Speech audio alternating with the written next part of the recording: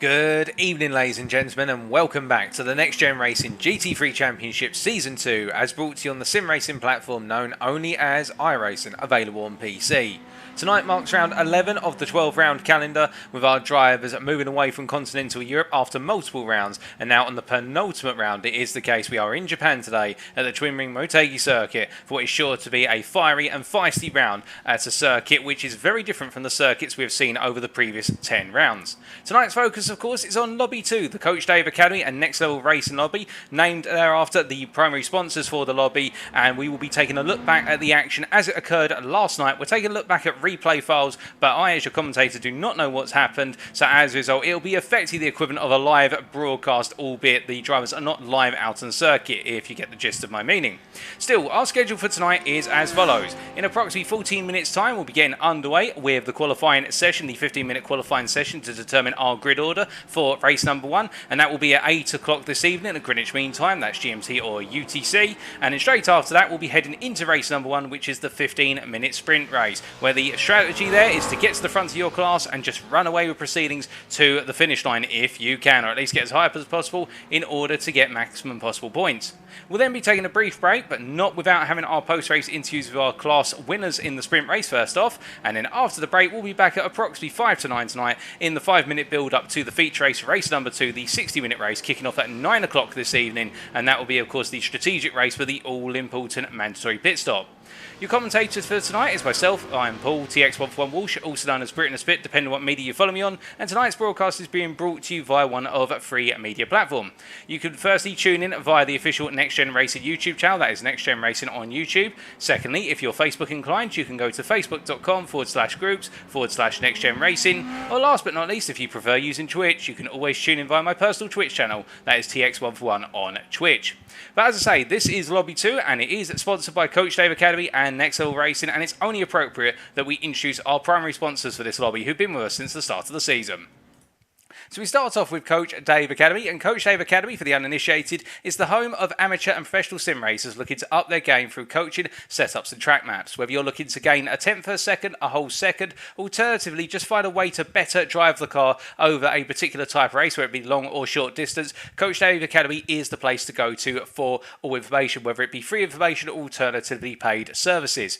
Now, Coach Dave Academy was known in 2021 for being focused very heavily around the fellow PC simulator, and that is a set, of course, of competition, but towards the end of 2021 they have expanded into the world of iRacing and are providing their services for iRacing. So as a result, Coach Dave Academy is a go-to place for all information with regards to driving on iRacing. If you're interested, then why not take a look today at CoachDaveAcademy.com, and Coach Dave Academy contributed to our prize pool for Lobby 2 come the end of the season. Now, meanwhile, we go from Coach Dave Academy to Next Level Racing, and Next Level Racing, founded in 2009, is the world's leading simulation brand. Revolutionising simulation with its industry-leading product range, and there's a clear focus on innovation and quality to meet the demanding needs of sim racers. Next Level Racing's designs and technology shall take your sim racing experience to the next level. If you want to know more about their products, be sure to head to their official website, that is nextlevelracing.com today, for further details. That website again, nextlevelracing.com. Now, Next Level Racing with us since Season 1 and sponsored us and supported what is Lobby 2 and contributed to the prize pool for Lobby 2 as well. And we're very grateful to have Next Level Racing in collaboration with Coach Dave Academy alongside us over the course of this season for Lobby 2. And they're contributing to our prize pool, which is not just for the Drivers' Championship, but also for other awards, including but not limited to the most improved driver over the course of the season, the most consistent driver, and also the driver with the best livery. Now, speaking of championships and prizes, well, it's only appropriate that we come on to our championship standings. After 10 rounds, last time out we were at Monza completing the Series European Tour. It is the case in the Pro class. Gareth Williams continues to lead with a margin now that has been up to 57 points over Alistair Kirk, with Alistair Kirk jumping into that P2 position after what was a sensational performance in the sprint race, but not as strong of a performance in the feature race. Meanwhile, Gareth Williams putting in 2 good performances. It is the case right now. Our championship leader only needs to score well tonight in order to theoretically wrap up the championship before the season finale. Will it be the case that Alistair Kirk Kirk can rein him in, or will it be the case that Alistair Kirk's pursuers in the form of Matthew Prowting, Joshua Wiggins and William Foyle will be able to close him down? That will be the big question. Well, unfortunately, I do need to point out that we have seen the retirement of Joshua Wiggins, our P4 driver in the Pro Championship, from this series as of round number 11, and the reason is he cited personal reasons. And just to give you a little bit of context, something huge happening in his life at the moment, which is he's currently in the process of selling his current house and buying a new house. As a result, he's had to turn all of his attention there, and we do wish Joshua Wiggins well. And that is indeed the case, ladies and gentlemen. You will see in some of these standards that a number of drivers have retired over the course of the season, and for the large majority of them, it is due to the conflict with personal circumstances, which is completely understandable. They may not have had those circumstances come up at the start, but midway through the season, they have had to retire. And we wish all of our participants, whether old or new, whether they race one round or all rounds, we wish them all well in their endeavours. But still, what that does mean is we have a three-way fight effectively for P2 in the championship, with Alistair Kirk leading the way ahead of Matthew Prowting and William Foyle, and Paul Walton there, who we're hoping to see arrive tonight. We've seen Paul Walton at P6 at the moment on 240 points. Can he get back in there into the top 5 when all is said and done? Paul Scott in P7, only 4 points ahead of Lambert Wedder. The two drivers having a difficult day at Monza. Both drivers indeed looking to pick up some huge points, and unfortunately it is not the case that they are able to do so at Monza, but can they do so today to get themselves closer to that top 5? And Paul Williams, only the best part of what is 21 points behind Lambert Wedder in P9. Can the Team Tetra Pro driver get two solid finales on the board in terms of those two final sets of race results in order to get himself a bit further up into the top 10? Or will it be the case his close rival in P10, Nigel Stock, in the Ford GT, will be able to haul in Paul Williams and get a bit closer to Lambert Wedder? Well, outside the top 10, it is the case that a further what is 18 points behind Dan Murray, non-starting at Monza. It's the case that we hope that Dan Murray will be returning tonight and potentially trying to close down Nigel Stock. That'll at least be his game. And JB Dory there with the non-start in the feature race, but a good sprint race at Monza on 161 points. But he is being closely chased by Stuart P. Taylor, the Ferrari driver from TGC Racing, on 153 points in P13. Michael Seals, Stefan Albanese completed our top 15, and it's Nathan J. Scott, James Neve, Koichi Kelly, Ed May and Rick Jansen who complete our Pro Championship. Meanwhile, in the AM class, the complexion is a little bit different, in the fact that Stefan Vessel's currently leading on 437 points is practically all said and done with regards to wrapping up the AM Championship. The only thing that could occur in order to prevent him from wrapping things up would be if he was not to attend tonight, theoretically, given the fact that his advantage means that he really just needs to finish the races in order to be able to take the points home, in order to get him across that finish line to take the championship with 1 round to spare. Now, with that, Mark Baker, essentially now 349 points, will be looking to try and seal the run-up position at the YAM Championship tonight and in the season finale, with Darren Doherty fast closing on behind him, and the gap between the two drivers at the moment, 47 points as it currently stands. Now, Darren Doherty, of course, being a very fast driver, and a driver who's really come up through the ranks over the course of the season, could we see him potentially haul in Mark Baker, or will we see perhaps a final hurrah from Mark Baker in terms of taking the fight to Stefan Vessels? We'll have to wait and see. Davide Favo in P4, the best part of what is 6 points ahead of Gareth Williams, the two South African drivers in a very fierce competition for P4 in the AM Championship. And we saw it come to a head at Monza, with Davide Favo having the better performance in the sprint, and what was Gareth Mills having a slightly better performance in the feature. But Favo now ahead by a small margin of points. Will we see the tables turn between the two of them again? Or will they both be able to reel in Darren Doherty with 2 rounds to go and potentially lay claim to that P3 position in the championship? Outside the top 5, Elwyn Sykes, the South African driver, on 244 points, in a bit of a no man's ground, trying to hunt down Gareth Mills, but at the same time very comfortable away from P7 driver Mark Sykes. And Mark Sykes there only 10 points clear of Chris Keenan in P8, the Belgian driver in the BMW M4. One to watch out for. Chris Keenan has been trying to improve round on round, and that improvement is coming on through with a good performance in the sprint race, in particular at Monza. Liam Tack as well in P9 on 182 points, only 5 points off of the Belgian of Chris Keenan. And Liam Tack as well, another rapidly improving driver, and we look forward to seeing what Liam Tack is able to achieve here tonight at the Japanese circuit. And Travis Linsco Hatfield completes our top 10 there, not attending at Monza. Outside the top 10 in the AM class, we can see Sean Scooter. They're down in what is P11, picking up a brilliant set of performances. Both wins in both the sprint and the feature last time out at Monza, putting them on 146 points and rapidly tries to close up to the top 10. And with 2 rounds remaining, could he creep into the top 10 when the final curtain falls? We'll have to wait and see. But there we can see that Jack Wyburn non-finishing in both races at Monza. A difficult day for our P12 driver on 121 points. And then Paul Colburn, Tom Delaney, Mark Jardine, Renus Hamron, Andy Wolbsey, Luke Hobson, Rhys Young and Adam BM Quinn completing our AM Championship standings. Now, outside of the Drivers' Championship, we do also have the updated Teams Championship, or the Constructors' Championship, if you will. And we can see here it is the case that after 10 rounds, Luxem24 of MV Esports are currently leading by only a single point over Racing Team Astra, or Team RTA. These two teams, of course, being split across the lobbies, with Luxem24 of MV Esports being dedicated to the Apex Racing Academy lobby. That's lobby 1, which we saw last night. And Racing Team Astra being dedicated to the Coach Dave Academy Next Level Racing lobby. So you can imagine these two teams effectively need to try and grab every point they can in their respective lobbies in order to lay claim to that team champion title come the end of the season. Only 1 point in it so far, and what it does mean with 2 rounds to go, every point is precious. Next Gen Racing Blue there in P3 on 705 points, trying to hunt down the top 2, but at the same time steer clear of Switchback Motorsport in P4, with now an advantage of what is effectively 56 points. Apex with MV Esports, they're completing the top 5 on 610, only 20 points clear of Team Tetra Rouge. The team consisted of the pro driver of what is Paul Williams, and the AM driver of what is Mark Baker, putting in great performances time and time again. Could we see them put in another stellar set of performances to take them into the top 5? TGC Racing, EMP Sun, just ahead of Delta Motorsport by 5 points, and then a further 8 points back. 9 points back, I should say. We have CXR Project Black. These teams all hunted down what is an attempt to get into top 7 positions come the end of the championship. And do not count out Altitude Esports, who are not able to attend at Monza.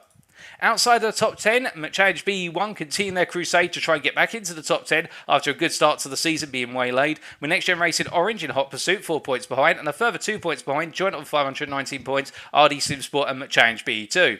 Ignium Motorsport in P50, with Bright Esports having a resurgence of form. The Swedish outfit really showed great performances, particularly in the form of Daniel Holmer. Could we see them get some more points over the course of the round today? And we could also see that Ignium Spark in P17 on 450 points, the best part of 46 points clear SVPMR in P18.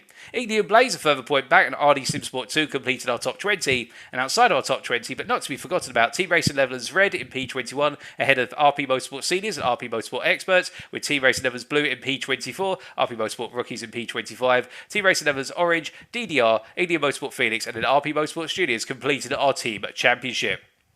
But talking about championships, let's come on to our circuit that our drivers will be racing at today. We are in Japan. We are at Motegi, the Tochigi Prefecture of Japan, for the Twin Ring Motegi Grand Prix course. And as you can see from the circuit map here, it is a very different circuit from what our drivers are used to. And why is that? Well, it's a very stop-start circuit. This circuit is all about hairpins and straights, as you can see from the circuit map provided to us by simracingwiki.com. Barring some connected sweeping corners, particularly the run from turn 5 to turn 9 and the run from turn 11 to turn 14, this circuit is all about being brave on the brakes and being able to rotate the car through the hairpin at the optimum angle to be able to get back on the throttle as soon as possible, balancing the rear of the car as you try to get on the power. As will now be demonstrated by Matt Emmons, our Apex Racing Academy driver, who provides us this reference lap as he makes his way across the timeline. So in the BMW M4, he makes his way down towards turn number 1, coming into the opening hairpin, braking at what is approximately the 150 metre board there, and as he, well, 50 metre board I should say, and as he comes through turns 1 and 2, the 2 apexes, very nicely done through second gear, and now accelerated up the gearbox down towards turn number 3. The second hairpin, turns 3 and 4, and you'll see there's a slight difference here. It's not a symmetrical hairpin in the fact it's quite a tight entry as he brakes all the way down the gearbox to the 75 metre braking mark, and then as he makes his way on exit here, it's a much more gradual exit out to the corner, and it's a blind apex effective in that you cannot see the exit of the corner. Coming out to 4 and charging down towards 5, but looking to brake now, approximately what is 70 metres once again, coming down into turn 5, all the way down to second gear, rotating through, and now we're into the first of the 2 sweeping sections here, where the corner speeds are a little bit higher as he makes his way flat out through turn number 6 to right hander. Going up through the gearbox here, heading up towards 5th gear before heading into turn number 7.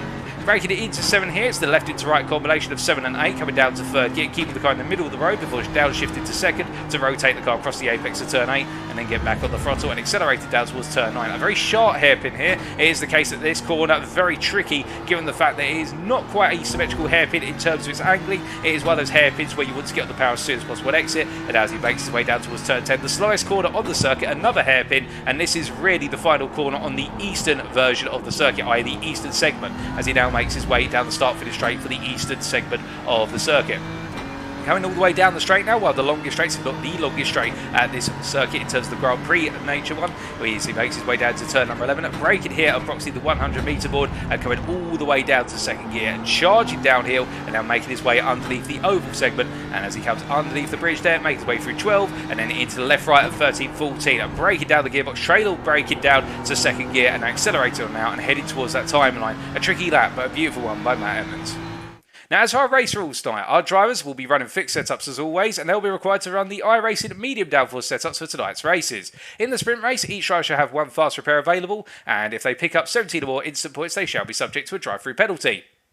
Meanwhile, in the feature race, the grid is set by reverse Drivers' Championship order based on the championship standings after the previous round, and the grid is separated into driver classes, with the classes starting approximately 1 second apart. What this means is that you'll see that the pros start ahead of the AMs with a gap of approximately 1 second between them, and with regards to the order, it will be the case that the lowest placed driver in each of the classes will be at the head of their starting pack for the feature race. So what will be at the front of the pro class will be the lowest placed pro driver, and then at the front of the AM class will be the lowest placed AM driver, and you can imagine it's up to them to manage the pace for the rolling start. Our driver's starting fuel load shall be restricted to 70% for the start of the race, and this is to trigger the mandatory pit stop, where drivers will need to take on fuel, but changing tyres is entirely optional, but it may be a gambit that some drivers need to consider. Each driver shall have one fast repair available, and if they do pick up 25 or more instant points, they shall be subject to a drive-through penalty. But that's enough about rules and regulations. It is time for qualifying, ladies and gentlemen, so we look back to our live pictures now as all of our drivers make their way out onto the circuit in anger and now look to set the best possible lap in this qualifying session. Now, what are our thoughts in terms of qualifying, or what are the expectations we could potentially have here is the big question. Well, as we look at Gareth Williams right now, our pro class championship leader, of course, in this case, we are expected that the BMWs will struggle to a degree in qualifying, and that is because they are front-engine rear-wheel drive, whereas all of the other cars that we're seeing take to the circuit, based on the selection of cars available and what our drivers have chosen, are mid-engine rear-wheel drive. This circuit is all about rotation, in terms of being able to get the car through each and every corner as soon as possible, get the rear rotated around, and being able to get back on the power and accelerate out as early as possible. And with the engine being towards the rear, in a car such as Davide Favo's Ferrari 488 GT3 Evo, as we see him make his way through, the engine being behind the driver, it is the case that the weight distribution is towards the rear, so he'll get the more natural rotation of the car, and that will give him the ability to rotate much more rapidly through. So we are expecting there is going to be mid-engine rear-wheel drive cars that will lock out the front rows of the respective grids within the classes, and particularly we would expect in terms of lap time that the pros will be looking for laps somewhere in the region of the 1-minute 50s, and the fastest AM drivers will be looking somewhere in the region of the 151s and the 152s. But we'll have to wait and see. We did see in the Apex Racing Academy lobby 1 last night that the pole laps in the end were in the 149s, and we saw pole laps in the 149s of both the pros and also the Pro-Am, and the pole lap in the AM class was a 1-minute 50. So will we be seeing a similar trend tonight? Well, we'll have to wait and find out, as we just see Favo making his way around right now, and we look to Gareth Mills, who's making his way down towards turn number 11 as our drivers come on down, and as they do, it is the case Gareth Mills right now in the Porsche 991 getting himself set up. And we do have a big query with regards to the Porsche 991. Now, we saw last night in the Apex Racing Academy lobby, Jean-Louis Deschamps in particular, the Pro-Am driver, making the Porsche work incredibly well in the sprint race and had some difficulty in what was the feature race, and that is because the Porsche, very strong for a style of circuit such as this, where there's a lot of rotation involved, a lot of corners back to back, and also hairpin style corners, where the Porsche, with the weight being distributed so far towards the rear, you can almost classify it as rear engine rear wheel drive rather than mid engine rear wheel drive, as Gareth Mills here goes onto a lap. It is the case that the Porsche should be the fastest one lap car around here towards the front, but because of the amount of trail braking involved in order to balance the Porsche as it rotates into corners, it is the case that those rear brakes in particular, we will see it from Gareth Mills and also some of our other Porsche drivers. We've got Lee Horn out in the Porsche today. He is the case, he's still one of our guest drivers in the Pro category. We will be seeing our Porsche drivers in particular having rather hot carbon ceramic brake discs towards the rear of the car. We're expecting the rear brakes in particular to take an absolute pounding for our Porsche drivers. And to be fair, our Audi drivers as well, such as Jamie Dory here, will have to be wary of the fact that they will have to try and balance the car, and their brakes may get a little bit hot towards the end of the feature race in particular, but we will have to wait and see as we do look to the chat.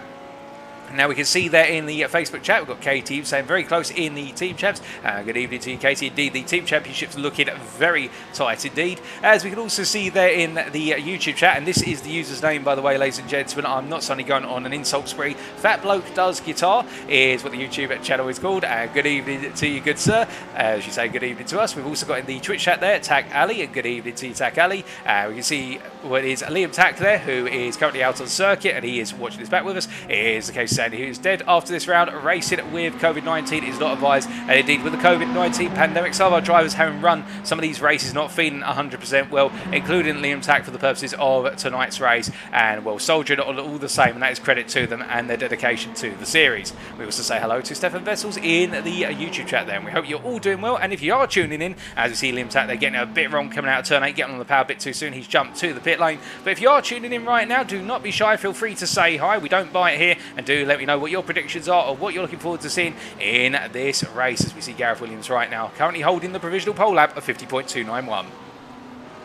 Now, as he makes his way on around, he does have an advantage at what is 700ths over his fellow BMW driver here, Matthew Prowting. And it's always as if they want me to mark my words and regret saying that the front engine rear-wheel drive BMW would suffer in qualifying, because they are the fastest drivers out of the circuit right now as they make their way on round.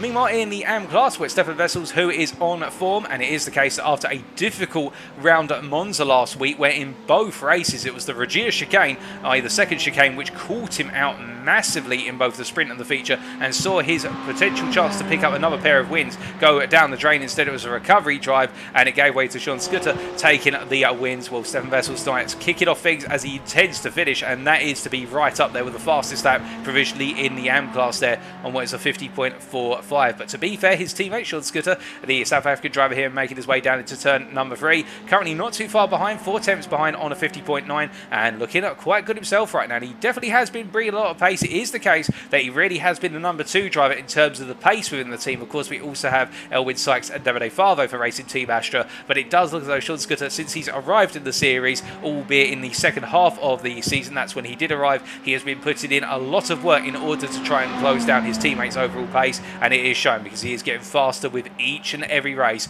As we see Matthew Prowting takes provisional pole now on an identical lap to Gareth Williams down to the thousandths, so it is likely then he's pipped him in terms of tens of thousands, as then Gareth Williams responds with a 50.192. Well, how about that, as he makes his way on through turn number 1.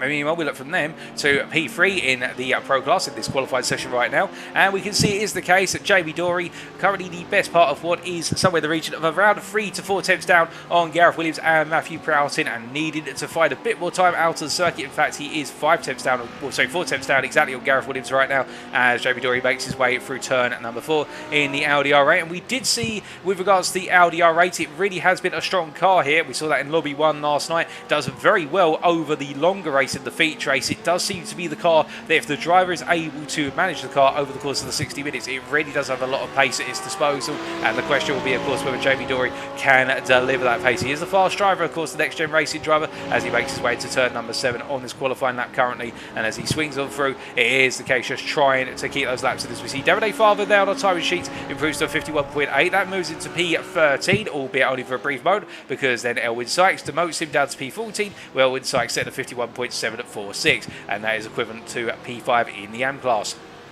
As we continue to watch here, Jamie Dory making his way on through and down into turn number 10, looking very smooth right now. It almost looks effortless when you're looking at a distance here, and it is the case that we're watching, but I can assure you it is anything but effortless from these drivers as they make their way on round. Indeed, with half the qualified session complete by the time he comes through turn number 11 and makes his way underneath the bridge, which is part of the oval circuit. And a little bit of trivia for you, there are essentially 2 circuits at Motegi. It is the case that we have what is the Grand Prix circuit, which you'll see him right now, and we also have an oval circuit. The 2 circuits are entirely separate in terms of their road surfaces, so the oval could quote-unquote be raced on at the same time as a driver is racing on the Grand Prix circuit. However, that is not legally permitted, and the reason for that is Jamie Dory improves to 50.6, which doesn't move him up the order, but it improves his overall lap time. The reason that's not permitted is because the pit lane for what is the Grand Prix circuit is co-joined with the pit entry route for what is the oval circuit. So as a result, it does mean that it's not safe to run races on both portions, or sorry, on both circuit layouts at the same time.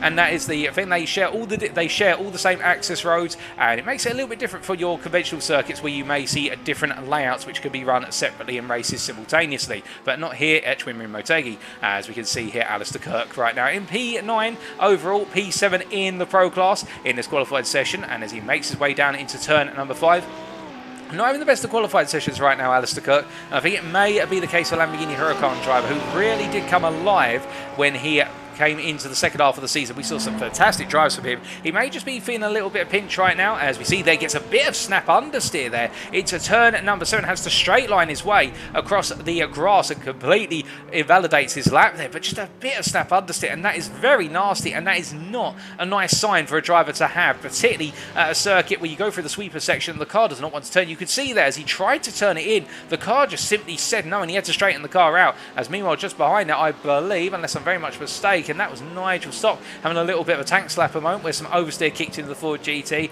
and well, Nigel Stock of course going against the grain, picking the one car that nobody chose to pick, and that is the American Muscle, as he makes his way down the straight now and heads down towards turn number 11. And I think for Nigel Stock it has been a campaign that's been very uphill, and really has been a battle against the elements of his own car, the 3.5 litre V6 in the back of that Ford, of course, as he makes his way through the right-hander 11 and now under the bridge and heading into 12 through to 14. And I do suspect with the weight of this car, it is going to be the case that Nigel Stock is going to feel a bit of aggravation with regards to forcing this car through some of the corners as he makes his way across that timeline. Lee Horn has just improved to 50.649, hasn't moved up the order, and Nigel Stock there coming on across. And we now ride on board here with the Ford GT driver as he takes us around, and we get a feel of that American Muscle making its way around the Motegi circuit.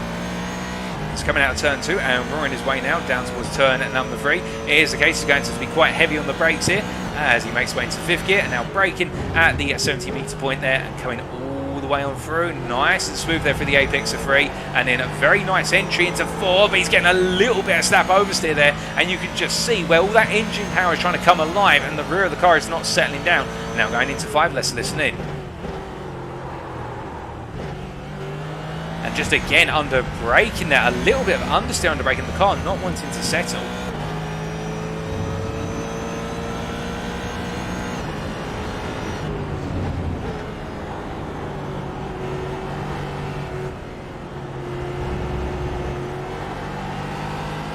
A very nice flying line there through turns 7 and 8, and as he's bringing it into 9 right now, I think Nigel Stock just trying to battle this oversteer. He seems to get on power coming out of the low speed corners. It would seem there's a lot of power being delivered in 2nd gear in particular, and that is causing him to have to be hesitant on the steering lock and also the braking. But also it does seem as though this car just wants to understeer a little bit under braking. Quite heavy, the Ford GT, compared to some of its peers, but he now seems to be bringing it under control as he roars his way down towards turn number 11.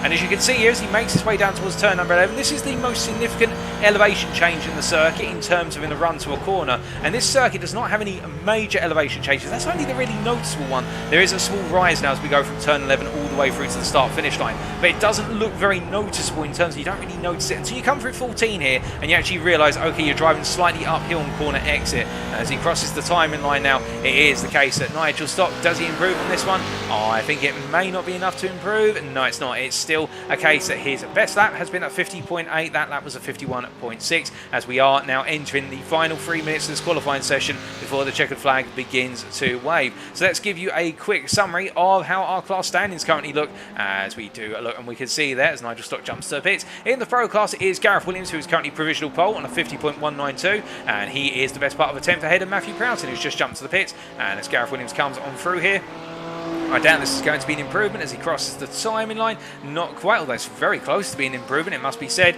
William Foyle in P3, Jamie Dory P4, and Lee Horn at P5. And meanwhile in the AM class, it is Stefan Vessels, who currently has the fastest lap in the AM class, a 50.435, I should say, and the best part of only 2.5 tenths down on the overall pole lap of Gareth Williams, which is very impressive from Stefan Vessels. And he's definitely really been going out there to try and challenge the overall pole laps time and time again in qualifying. Sean Scooter P2, Darren Doherty P3, only the best part of what is 9 tenths off Stefan Vessels, and then Mark Bacon, Elwin Sykes wrapping up the top 5 in the AM class. But indeed, in this qualifying session at the moment, does seem as though we haven't had too many improvements from our drivers since their opening laps. I think some drivers just find now the circuit is not adjusting the way they want it in terms of providing them with that grip and that overall speed, whereas other drivers just continue to soldier on all the same as they make their way around right now. But it does look as though Vessels does have this qualifying session locked up for the AM class, but of course that is that big question of Gareth Williams versus Matthew Prowting. Well, I think we've lost Matthew Prowting. In fact, it may be the case. Well, I can't see him down in the pit lane right now. We'll have to wait and see whether he will be coming back out again. I think Prowting has wrapped up his qualifying session, and meanwhile William Foyle here. Well, Foyle has been the driver who's been on point in the Pro class for some time, but it's not going his way at the moment for the Crest Autosport driver as he comes through turn number 8 and heads up towards 9. Now, of course, for Foyle, it may be the case whilst qualifying doesn't go his way, he may be thinking to himself, okay, well, I can still get the launch into turn 1 at the very start of this race, because, of course, our drivers will have quite a bit of a run down towards turn number 1 under the manual double file rolling start, as we continue to look at Foyle here as he comes on through. And this is likely, unless I'm very much mistaken here, this is likely to just give him enough time to go on to one more lap, as long as he gets the final 4 corners correct, as he makes his way down towards turn number 11. And as he comes charging down, Gareth Williams going on to his final flying lap now, as he goes past the commentary box. And meanwhile, we are waiting to see if anybody else is able to improve, as we see Stefan Wessels improves to a 50.352, putting him P3 overall and creeping him even further away from his peers. And as we see William Foyle coming on through here, he will have time for one more lap. He will have half a minute to get across the start-finish line, and he does so successfully. And now he goes onto his final lap. I think that was a build-up lap, and now he is going to go all in, as it was an out lap, and now he goes on the full offensive. We ride on board with William Foyle. And as he exits out of turn 2 there, going using the full power of the 5.2 litre V10 Audi engine in the back of the machine, now goes charging down into turn number 3. Going all the way down to second gear, getting quite a bit of lift off oversteer, I should say, there, as he came off the brake, and now making his way through 4, just battling with the car. And my goodness, Foyle literally driving on the limit, as that's Nigel Stock who spun in front of him off circuit. And as he comes down into 5 here, Foyle definitely going all in on this lap to try and improve and get himself onto that provisional pole at the last hour, as he makes his way through the right-hander at turn 6. Now it's going to be very important here through turns 7 and 8. He's going to have to try and balance the Audi through these corners on the limit. He comes through 7 very nicely, gets the car in the middle of the road and brings it in 3rd gear here through turn number 8 before charging up towards 9, charging on down towards the hairpin. Now 4th gear down to 2nd gear. Does he use first to give himself some extra rotation? No, he stays in 2nd, manages to power and exit, and a very smooth exit there, to be fair. William Foyle definitely really going at this lap as he now comes down into turn number 10. As he exits the corner in first, get a little bit more oversteer there on exit, just trying to push through the corner as much as possible, giving it all guns blazing. And now as he makes his way down towards 11, and it's the case the checker flag is out, Gareth Williams improves to a 50.162, just raising the bar very slightly, as we do see an improvement from Lee Horn as well, still P6. But right now, William Foyle, is it going to be enough? I don't think it is going to be enough right now. It's not looking as though he's improving enough as he comes through the final 2 corners here. And whilst he has been smooth and very aggressive, it is the case as he makes his way to that timeline. Is it going to be enough to get him up onto that front row at least? He crosses the line, and it's going to be, it's an improvement, and it's a 50.201. It's not enough to dethrone Gareth Williams, but it is enough to get him onto that second row, with Matthew Prowting not taking back to the circuit. And as Alistair Kirk comes across the line, he improves to P8 overall. That is P7 in class at 50.859. I think Alistair Kirk is banking on what is the race rather than qualifying, as his teammate Stuart P. Taylor comes across the line. And what can the Ferrari driver do here to get himself out of the AMPAC? The Pro driver, he does not improve. Stuart Taylor struggling in this qualifying session, and in P16 overall is the best he can do, and he is the last of our Pro drivers in this qualifying session. That's very unfortunate for Taylor, but I can imagine he will now be digging deep and looking to try and score some major points over the course of the race distance. The sprint may not be where he's going to get it, but definitely in the feature it could be a huge opportunity, as he is the only driver out on circuit right now, and everybody has finished their qualifying session. So in the end, it was Gareth Williams who took pole position over William Foyle, and Stefan Wessels in the AM class taking the AM pole position in P4, the best part in the end of 5 places between himself and what is Sean Scooter in P9 there. As we see in the YouTube chat, Stuart Taylor saying to us, can't get to grips with this track, and good evening to everyone, and good evening to you, Stuart Taylor, and I hope you're doing well, as we are now just waiting for the transition over to what is race number 1. As we do continue to wait, were there any major surprises in the qualifying session? Well, minus the what was Stuart Taylor being quite far down, it is the case as well. We had the surprise in Alistair Kirk, but we'll talk about that now. So as we take a look at the grid for the purposes of race number 1 then, it is Gareth Williams who lines up on pole position, the pro pole and the overall pole going to the next gen racing driver, William Foyle alongside him from Crest Autosport in P2. Matthew Prowting P3 with Stefan Wessels at P4, the AM pole position going to the South African driver with Jamie Dory and Lee Horn on row number 3. Nigel Stock and Alistair Kirk on row number 4, with Alistair Kirk there having one of his weaker qualifying sessions. I must admit, a bit surprised to see the Lamborghini Huracan so far down, but perhaps it will come alive in the race. Sean Scooter in P9, our P2 in the AM class, alongside him his AM opponent of Darren Doherty, and then Paul Williams and Mark Baker, the two Team Tetra Rouge drivers, line up on the 6th row.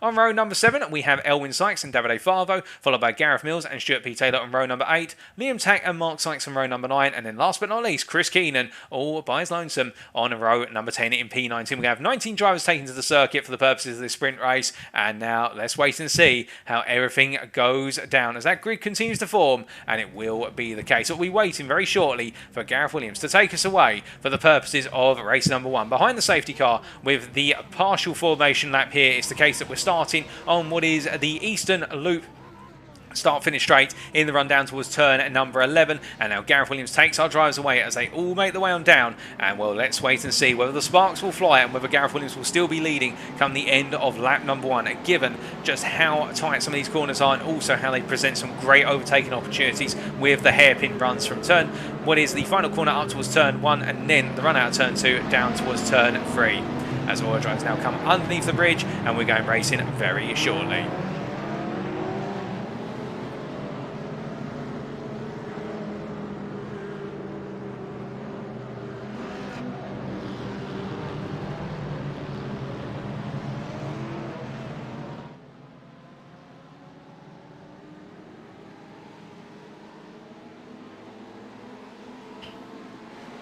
And it's lights out, and away we go for race number 1 as all of our drivers make their way down towards turn 1. Gareth Williams holds the middle here with William Foyle being made to go to the outside. A bit further back we can see Lee Horn trying to get in the mix, but not to no avail as Stefan Vessels holds the line. Meanwhile, a bit further back we can see the Darren Doherty here making some ground. He's already got past Sean Scudder, or has he, as they make their way down towards turn number 3. All of our drivers come charging down towards the second heavy braking zone here, and as they make the way, and we can see how Stefan Vessels with a bit of contact there and is speared across the road and manages to scythe his way between multiple drivers. I think there was a bit of contact, I'm not sure who that was with, but it looked as though it may have been one of the NXTGEN racing machines, either Jamie Dory or Lee Horn involved, as we've got a car spinning a bit further back. That's Liam Tack gone sideways. I think he's got the power a little bit too soon and had an over rotation, but meanwhile we look back up towards the leaders here as they come underneath the bridge, and we can see Gareth Williams holding on to the lead with William Foyle only half a second behind. Matthew Prowting falling a bit further back, but we've got Jamie Dory just behind him, and then Lee Horn and Alistair Kirk giving pursuit as they all come running through the sweeping section. As they make the way through, we can see a bit further back here, Mark Baker on the charge here. He knows once again he has an opportunity to try and close down Stefan Vessels in the championship, albeit it may be a little bit of a hopeless endeavour. He'll go for it. He will want to win, Mark Baker. He'll want to get back to winning ways as he comes out of turn number 9 and heads up towards 10. They all come charging down towards the hairpin, and as they make the way in, it is the case he's tucked in behind Sean Scudder at the moment, and he can't seem to find a way past, but it's early days as Paul Williams, his pro teammate, just looks on behind as they make the way down the back straight and head down towards turn number 11. But it has been a very eventful start to the race, as I'm also hearing that Stuart Taylor has had an off, and it does look as though Stuart Taylor's got some damage on the car, particularly with the front right aero, as meanwhile it is Gareth Williams who leads and takes us underneath the second bridge as he makes his way to the final set of corners and completes the opening lap.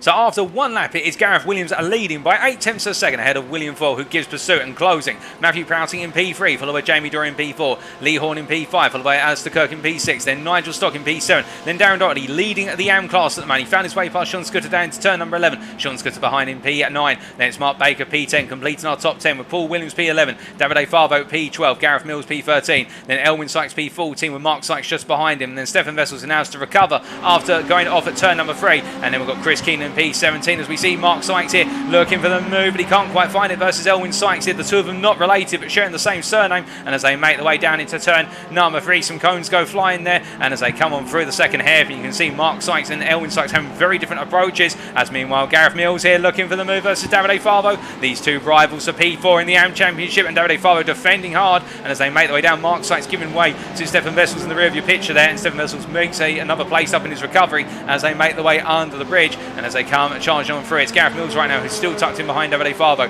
Behind Chris Keenan, Stuart Taylor and Liam Tack have both had difficult starts to their races and are trying to build their way up the orders. We can see Stefan Vessels has come through versus Elwyn Sykes, who holds position versus Mark Sykes. We've got Gareth Mills off there, losing the rear of the car coming through turn number 7, and the privateer for GM Racing now drops all the way down the order. But meanwhile, looking up to the battle for P6 here, we can see, P5, it's Lee Horn versus Alistair Kirk. Alistair Kirk in the Lamborghini Huracan going outside to inside here, trying to get the cutback as we ride on board with the Lamborghini Huracan driver as he goes charging on down towards turn number 11. Now, can he go for the move here? He's close enough to look for it. Lee Horn goes defensive in the middle of the road, and you can see Alistair Kirk goes to the dummy to the outside. He's going to fully commit to the inside now and go under braking. A smart little real dummy there versus Lee Horn to make Lee Horn think he'd successfully put up the defence, but in the end it is the case that Kirk has gotten through, and now they come through 12 and into 13-14, and whilst Alistair Kirk was not strong in qualifying, he's definitely shown his strength in the race, and that's what he's been waiting for, the TGC Racing driver, as he comes across the line and goes on to another lap. But as they come on to lap number 3, I can tell you it is the case, the fastest lap so far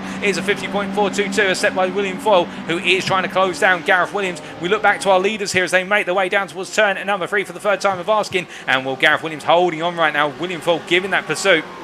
But the thing that Foyle's got to be aware of at this point, of course, is the fact they do both start to fight. Matthew Prowting could find himself very quickly into this battle and close up very aggressively and rapidly as they come through 4 and head up towards 5. Now, I think they're going to hold off for the time being and save the fighting for the final 5 minutes, but it's always something to ponder as they make their way on through. Meanwhile, Sean Scudder here chasing after Darren Doherty, and Darren Doherty, to be fair, has got 2 opponents giving pursuit, and that is not just Sean Scudder, but also Mark Baker as they make their way through turn number 5.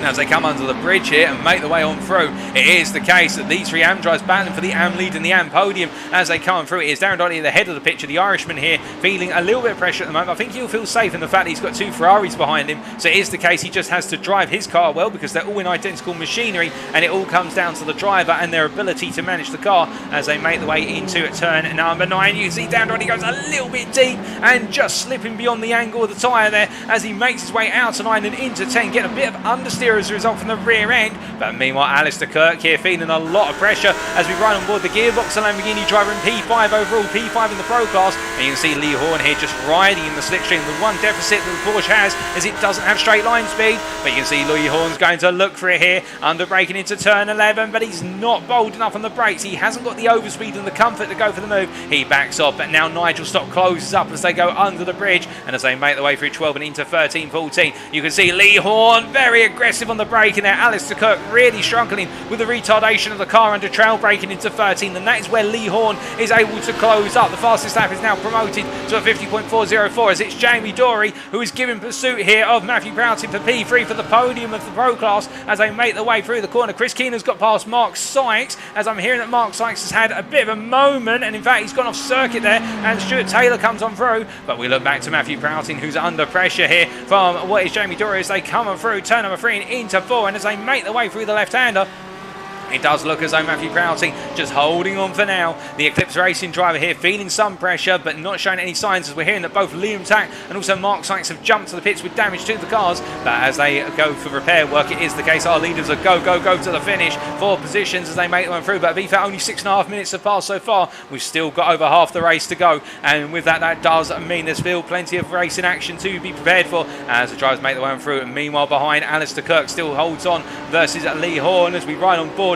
with the Porsche driver here who is trying to close up the Next Gen Racing driver who's a guest in this series. And as they make their way down into turn number 9, it is the case that right now as they come on through, well, what can Lee Horn do here? He doesn't have straight line speed, and that is the problem for Lee Horn. He has all the handling advantages. I think what he's got to try and do is just get the best possible run out of this hairpin, out of turn 10, and then just commit to a move on the inside into 11. But look here, he didn't have the best exit. Alistair Kirk, meanwhile, got a better exit, and as a result now Lee Horn will close gradually in the slipstream here, but by the time he's starting to build that overspeed, it's already time to break into turn 11, and that's the downside, of course, with the balance of performance. Some cars will be stronger in some aspects than others. Lee Horn's got all the handling, but he hasn't got the straight line speed. Meanwhile, Alistair Kirk has it balanced across the 2 aspects as he almost loses the rear end there into 13, and the trail braking approach. That's where Lee Horn gains his time on Alistair Kirk. It is through trail braking in the Porsche, but in doing so, and now being stuck behind the Lamborghini in front of him, he can't use that to his ability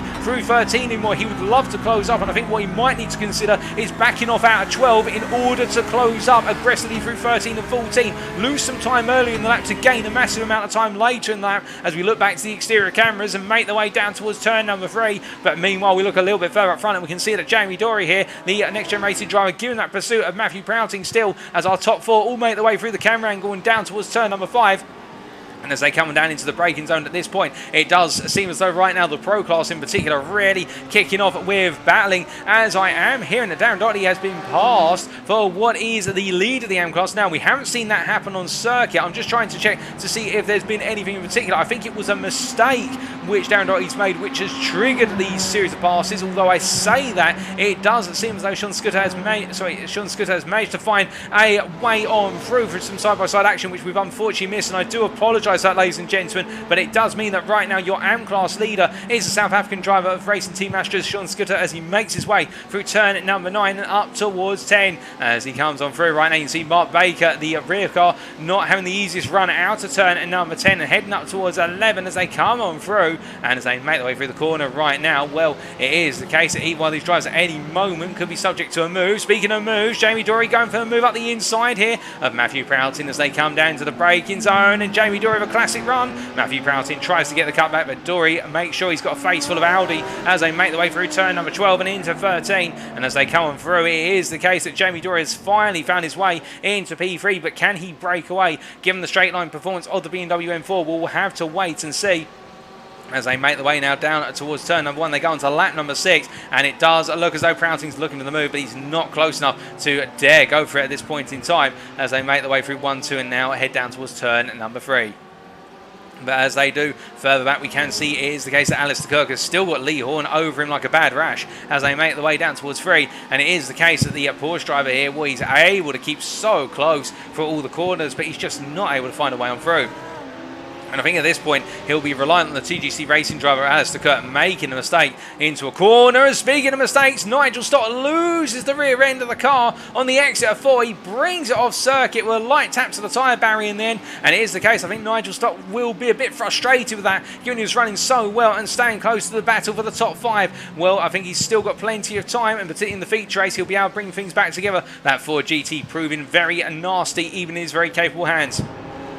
Speaking of capable hands, the Eclipse Racing driver Matthew Prowting right now would love to demonstrate his capabilities in trying to get back past Jamie Dory for P3. But I think in terms of getting on through right now, as Dory goes a bit deep and Prowting decides to understeer and use a little bit of the grass there to help settle the car as they make their way down towards turn number 10. You can see it is the case that Prowting trying to throw everything, including the kitchen sink, at Jamie Dory, as the pro says in the British language. And as they make their way out of turn 10 and down towards 11, I think what Prouting's really got to do here, he's just simply got to try and identify where he's stronger and focus on that, because Dory at the moment seems to have the complete package in terms of being able to stay ahead and just manage that gap as they come on through. I think Prouting will be grateful for the points regardless coming home in P4, but at the same time I think he would love to finish on the podium if he can, as they make their way through 13, 14, 11 minutes of this race complete, 4 to go plus the final lap. And meanwhile the battle for the lead rages on here, and it's at the head of your pitch, and you can see Gareth Williams, who's our focus, and just behind him William Foyle, who as we switch to him now continue that pursuit. And will the Crest Autosport driver, a very fast driver, and I think at this point in time, just observing Gareth Williams, not putting too much pressure on,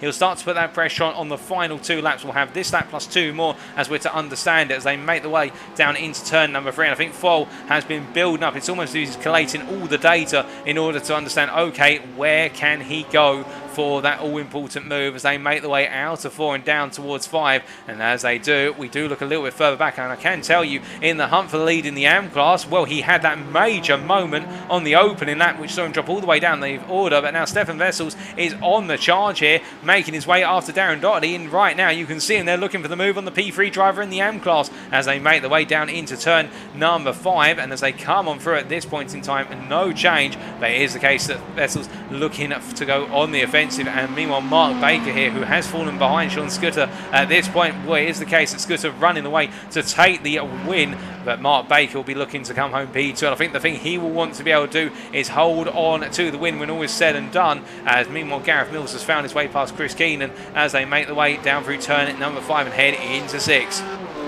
As they come on through with 2.5 minutes remaining, we do look back up towards our leaders, and we can see once again Gareth Williams getting the better exit out of turn 10 and able to open up enough of a gap not to feel pressure down into turn number 11. We know the Audi, given the fact that 6th gear is not really exposed in these cars at this circuit, we know that the Audi is on par with the BMW in terms of that straight line acceleration. It's only when they get to the top gears that the BMW seems to have that edge, and as they make the way on through at this point in time, and they come on through on what is the penultimate lap as they cross that timeline, it is the case. Gareth Williams continues to lead, with William Foyle only 4/10 of a second behind and keeping him very honest. But meanwhile, a bit further back, we can see here in the hunt for P2 in the AM class, Mark Baker, Team Tetraruch's AM driver, right now holding on to P2 in the AM class only by hairs whisker, with Darren Doherty and also Stefan Vessels continuing to close him down. And as we ride on board the gearbox here of the British driver, you can see just how much the Irishman and the South African are continuing to close up. But Darren Doherty there with a very poor exit out of turn number 2, and as they make the way on down at this point in time, I think it's going to be the case that Stefan Vessels will look for the move here out the inside into 3. Doherty does not defend. I think he feels he's got the overspeed, but Vessels goes all in on braking. It's a classic move out the inside into 3, and Vessels gains the position there of a rare mistake from the Irishman as they make the way out of 4 and down towards 5. Now as they come down, can Mark Baker hold on to P2, or will he find on this lap or the final lap that it's going to be the case that Vessels will be right there with him to try and snatch away that P2? We'll have to wait and see as they make the way under the first bridge, and as they come into the sweeping section, I think Mark Baker at this point may have his heart pounding a little bit more than it already was, for the simple reason that the one driver who we saw go off the circuit and seem to disappear off into the ether has now come back to haunt him as they make the way through turn number 8 and 9, and as they go charging up into the braking zone here for turn number 9, it is the case Vessels continuing to close as they make the way on through. But as they come out of the exit, you can see in the body language of the car, it is the case but Baker just not as comfortable in getting on the power out of these low-speed hairpins compared to Vessels, who just seems to be able to get on the power much more comfortably. But as they come through this time, you can see that Mark Baker parking it partially on apex there at turn 10 in order to cut away some of his pursuer's speed, and as a result, that's going to keep him safe in the run down towards turn number 11. Or is it? As we're hearing that Lee Horn's had a major moment, and Lee Horn off here. He's got it very wrong, Lee Horn, coming out of turn at number 11, and Gareth Williams goes across the timeline to go on to the final lap. So as they make the way on through, it is the Pro battle for the lead that comes around through turn 1 and 2, and as they make the way through, it's still Gareth Williams ahead of William Foyle, but for how long, if not the rest of the lap? Will we see a potential move from William Foyle? Not at the moment. It does look as though Foyle was just waiting for the opportunity. As they come down to turn 3 this time, I think Foyle here playing the long game. I think he's trying to get through to Gareth Williams. Don't worry, I'm not close enough to go for a move. And then he's going to Sonny spring that move on him when he least expects it. And I think now he will be computing all of the observations he's made to know when he can go for that move. And as they come down to 5, not close enough yet. I think he'll start building up for the move coming through 5 through to 9. But as they make the way out of 5 and under the bridge, this will be telling, because William Foyle comes charging through 6 and up towards 7 and 8. If he can nail the run of 7 and 8, it will give him all the speed he needs to look for that potential move into turn number 9 or into turn number 10. But you can see again, William Foyle just not able to get the nose round the way he'd like to. In fact, Gareth Williams able to hold him at bay as a result. Meanwhile, in the hunt for P2 in the AM class, we can see Stefan Vessels here all over the back of Mark Baker as they come into 7. This is very close between the two of them as they make the way through. We ride on board here with Stefan Vessels as he makes his way through 8 and up towards 9, and as they come into the braking zone, you can see Baker has to defend. He puts the car right in the middle of the road and says to Vessels, if you want to come through, you're going to have to find another corner, as Vessels gets a little bit of oversteer on power, and as they make the way down towards turn number 10, it does look like he's going to try and go all the way around the outside. It's a very, very close gamble. That will give him the cutback run all the way up towards turn number 11, and as they make the way down at the moment, we do have to cut away, ladies and gentlemen. We will cut away very shortly as they make the way down towards turn number 11, and Vessels on the inside, Baker on the outside, and it looks like Baker's got the door shut. But meanwhile, to cross the line and take the win over in the Pro class is Gareth Williams ahead of William Foyle by only 4/10. Jamie Dory comes home in P3, Matthew Prowting P4, Alistair Kirk P5, and it's Sean Scooter who comes home the winner of the AM class, just ahead of Stefan Vessels, who's recovered to P2. He's passed Mark Baker through turns 11 through to 14. Mark Baker in the end P3 in the AM class, completing the AM podium, P8, and then it is Paul Williams P9, Lee Horn P10, Darren Doherty P11, and it's Davide Favo P12, followed by Nigel Stott, who recovered in the end to P13 overall, P8 in class, Elwyn Sykes meanwhile P14, and then Gareth Mills completes our top 15 with Stuart Taylor behind him P16 here as he crosses the line. Multiple drivers having a difficult day at the office, and Chris Keenan is going to be coming across the line there in P17, and well, there's Liam Tack finishing a lap down in P18, and Mark Sykes last but not least in P19. But what a brilliant race start to finish, and in particular we can see Gareth Williams will be very pleased with that performance with regards to holding on versus William Foyle, and also Sean Scudder, I think, will be very pleased to come home with the win. Again, picking up from where Stefan Vessel's dropped off, and Vessel's recovering to P2. But let's just take a look back at that pass for, well, if we can look back at that pass between Stefan Vessels and Mark Baker at the very end, because we did miss the actual overtake. So as they were making their way, coming through the corner, you can see Mark Baker went defensive into 12, and Vessel's got the cut back there through 13-14, and Baker just got a little bit of understeer in that defence, and that is what enabled Vessels to cut on back. That's just after we cut away, and well, you can see how it happened there, and my goodness, what a way to make a pass. Well, with that, ladies and gentlemen, we'll be back very shortly for our post-race interviews with our race winners. Don't go anywhere, you won't want to miss them.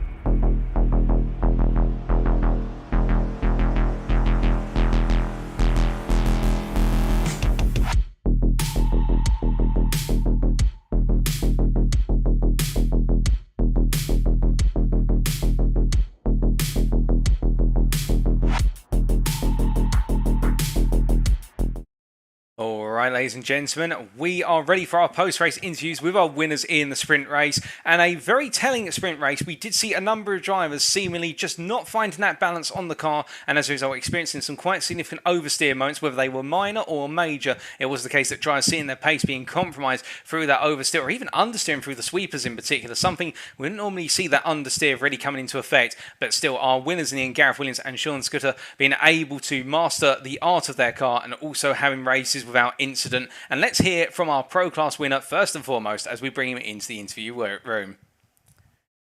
Welcome, Gazza. Can you hear me? Yeah, loud and clear, mate. Brilliant drive from yourself, start to finish, and in the end, finishing on the top step of the podium in the Pro Class in the sprint. How's it feel to take the initial win at Motegi? Yeah, I mean, it feels pretty good going into the race. To be honest, actually, I didn't think the BMW would be as competitive as it actually was. So I was quite surprised, actually, was able to take pole. Because, yeah, last couple of rounds I haven't really been delivering really a decent lap in the quali. So, yeah, it was a relief to actually get a pole again, sort of thing. Oh, indeed, and it was a beautiful lap from yourself in the BMW M4, and it's almost as if you heard me say on the broadcast that the BMW would struggle in qualifying because of the engine being at the front, and then saw the BMW from yourself put on pole by a very firm margin. Just take us through, what seems to be the key to lap time in the BMW round here? 'Cause you make it look easy. Actually, do you know what? This track is probably, going after the last couple of tracks we've been to, probably the most comfortable BMW has felt. just the balance, brakes and everything. As I say, I was quite surprised, and I thought it'd be quite hard to drive it because I've never actually driven it on iRacing before. So, yeah, I mean, I don't know. So you have to knock the brake bias quite far back, I find, because it suffers under braking. But yeah, the balance is just really nice in quality, and yeah, as you've seen, delivered a lap. So. Well, indeed. And then translating into the race, we saw from the start William Foyle really giving a hot pursuit behind you, and then it was Matthew Prowting and Jamie Dorey a little bit further back, and they just gradually fell away. Were you expecting that Foyle was always going to be there right on your six throughout the race? Yeah, well, we were just kind of like, playing it clever and just pull away and not really battle, back ourselves up into the others sort of thing. And then you end up with like a four-way battle for the lead sort of thing. But yeah, he was, pretty nice. Like, you just stay behind. Probably seeing the bigger picture, with the championship and that. So. Oh, indeed. And throughout, we saw him staying behind and just being there right with you. And with that situation, of course, and looking ahead to the feature, what the fact you could wrap up the championship come the end of tonight with the advantage that you've been carrying into this round. What was the plan going into the feature race? Same as always. Stay out of trouble for them first couple of laps. You don't want to pit and then repair damage and then have to pit again later to put fuel in. So. Obviously we have got a slightly smaller field, so not as many cars to pass. So maybe go a bit more aggressive and see what happens. Oh, indeed. Well, we look forward to seeing how you get on in the feature race. But until then, thank you very much for joining us in the interview room, and congratulations once again on a brilliant drive to victory. Cheers, Paul. Nice one. To hearing there from Gareth Williams, quite subdued in terms of the performance of the BMW M4, and also honest in terms of how William Foyle hang behind him over the course of the sprint race, and really seeing, as he was saying, they're the bigger picture in terms of the two of them don't need to fight to get good points in their respective championship campaigns. The key one, of course, being Gareth Williams being able to pick up the win in the championship, and William Foyle trying to get as many points as possible to essentially knock his way up into the top 10 come the end of the championship, with this being the penultimate round. So as a result, it's almost as if there was a sort of mutual understanding between the drivers. But the key point I really like that from Gareth Williams saying about that balance on the car, feeling that the car just felt very finely poised in qualifying in particular, moving the brake balance quite far back in order to be able to give the car additional rotation under braking with the rear snaps around when the brakes begin to be released. And I think that's where Gareth Williams was just enjoying that lap time in the end and making me mark my own words, which is that the BMW M4 ended up on pole when I said it would be the car that wouldn't be on pole. But still, we go from our Pro Class winner, I should say, now to our AM Class winner, and that's Sean Scudder. Let's bring him in.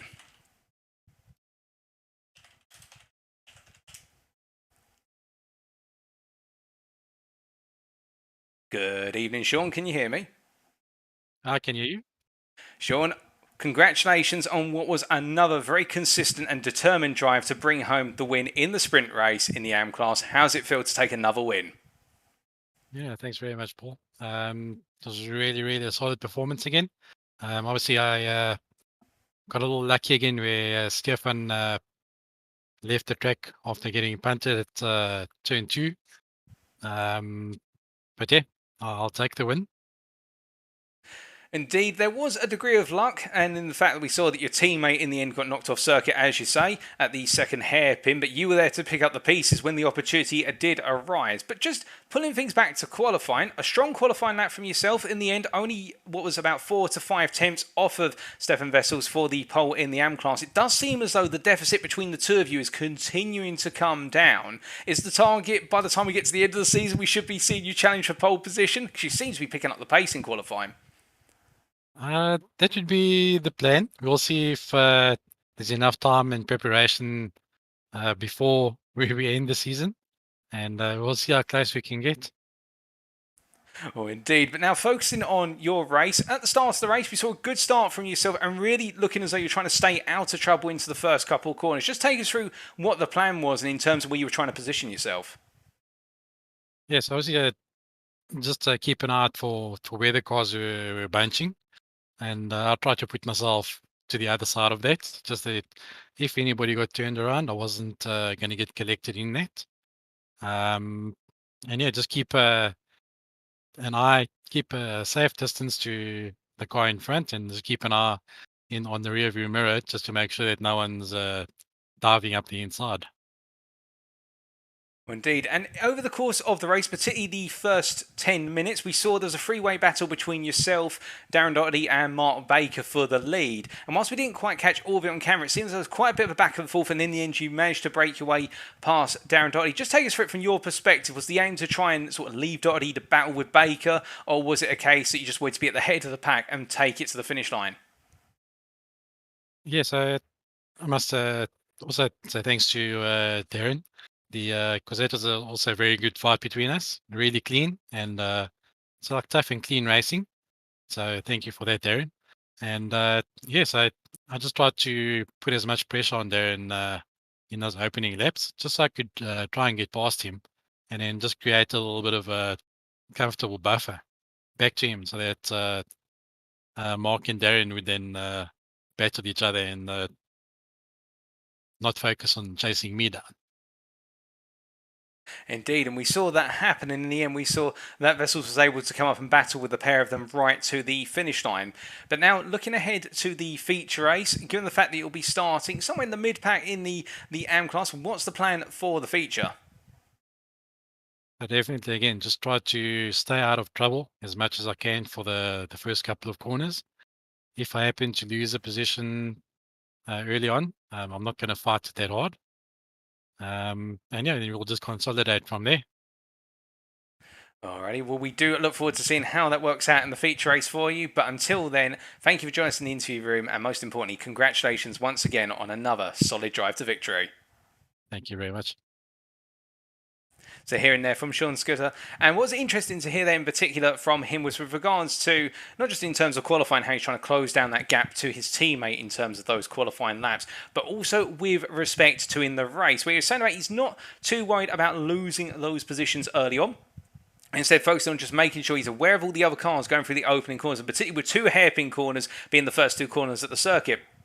And you imagine one driver gets it wrong under braking, and it could be curtains for both that driver and also you as a driver. So Sean being very cognizant of the fact that it could be a little bit chaotic going into the opening couple of corners, but in the end, after things settled down and going on the offensive, and he found his way past Darren Doherty in a brilliant battle and great respect shown between the two of them, and he was able to drop Darren Doherty to Mark Baker and have the two of them fight for P2, which would eventually become a freeway battle with Stefan Vessels getting involved, and as a result, Sean Scudder was able to run away into the distance to bring home the win. Of course, there was a bit of luck there with his teammate being knocked off circuit at turn number 3, but I think we also have to give a lot of praise for the fact that Scudder being able to build up that pace and very consistently apply it over the distance. With that, ladies and gentlemen, we will be back in approximately 5 to 6 minutes time for the build up to the feature race. Don't go anywhere, you won't want to miss it, but in the meantime, we'll just leave you with some music whilst you're waiting.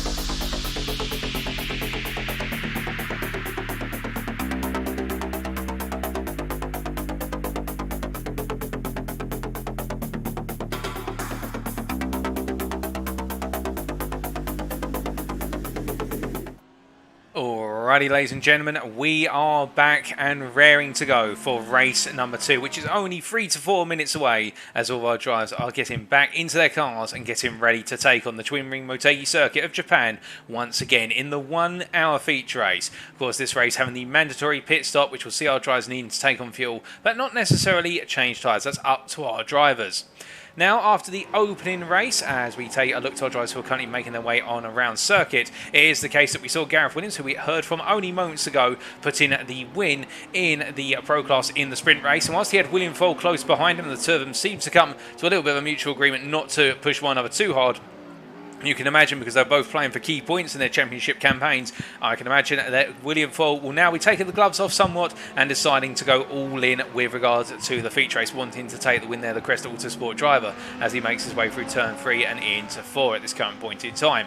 Meanwhile, elsewhere around was Stefan Vessels, who was the fastest driver in the AM class in qualifying by quite a significant margin. He will now be looking to try and have a feature race that is uninterrupted in terms of at this corner at turn 3. In the previous race, he was given a knock on the rear end, which saw him literally weave his way between the leading pro cars, miss them and run off onto the gravel on the outside of turn 3 to 4. This time he'll be hoping to go into that corner without a tap on the rear end, as he will be starting right at the back of what is our AM class as well with the reverse grid. I think he could afford to take it nice and easy at the opening couple of laps and then go all in and start to gain those places. But whilst he's making his way on for indeed, all our tries to get themselves back up to speed, we do say hello to Mark Sykes in the YouTube chat there under the NXTGEN banner, and we also see Tak Ali in the YouTube there saying great racing between Stefan Vessels and also Mark Baker, really enjoying the racing. And we say hello to Elwin Sykes in the Twitch chat saying that it's definitely the toughest race for him and really struggling, it would seem, to absolutely master the circuit, but still the racing team Astra driver here from South Africa giving it a valiant effort all the way through, and sometimes that's what you've got to do. Particularly there'll be circuits which you don't quite acclimatise to, whether you've got much experience with the circuit or it's a circuit that just does not seem to suit you or your choice of car. It is the case, you still got to give it your best and try to get some points out of it. And Elwin Sykes will know that, indeed all of our drivers will know that sometimes you're up against it and you've still got to put your best foot forward and see what you can achieve, and you never know, you might pick up some points you didn't think you would get and they could contribute massively to your championship finish come the end of the season. But as we see Elwin Sykes making his way down the connected straight from 2 to 3, it is the case we look a little bit further around the order to the Belgian Chris Keenan here, who was a little bit of a driver in the background with regards to the sprint race, given that we saw he had a bit of a difficult start, and then the BMW M4 driver was towards the back of the class for the majority. But you can imagine he'll be now looking to try and have a better performance in the feature race and pick up some more points as the privateer makes his way down towards turn number 3.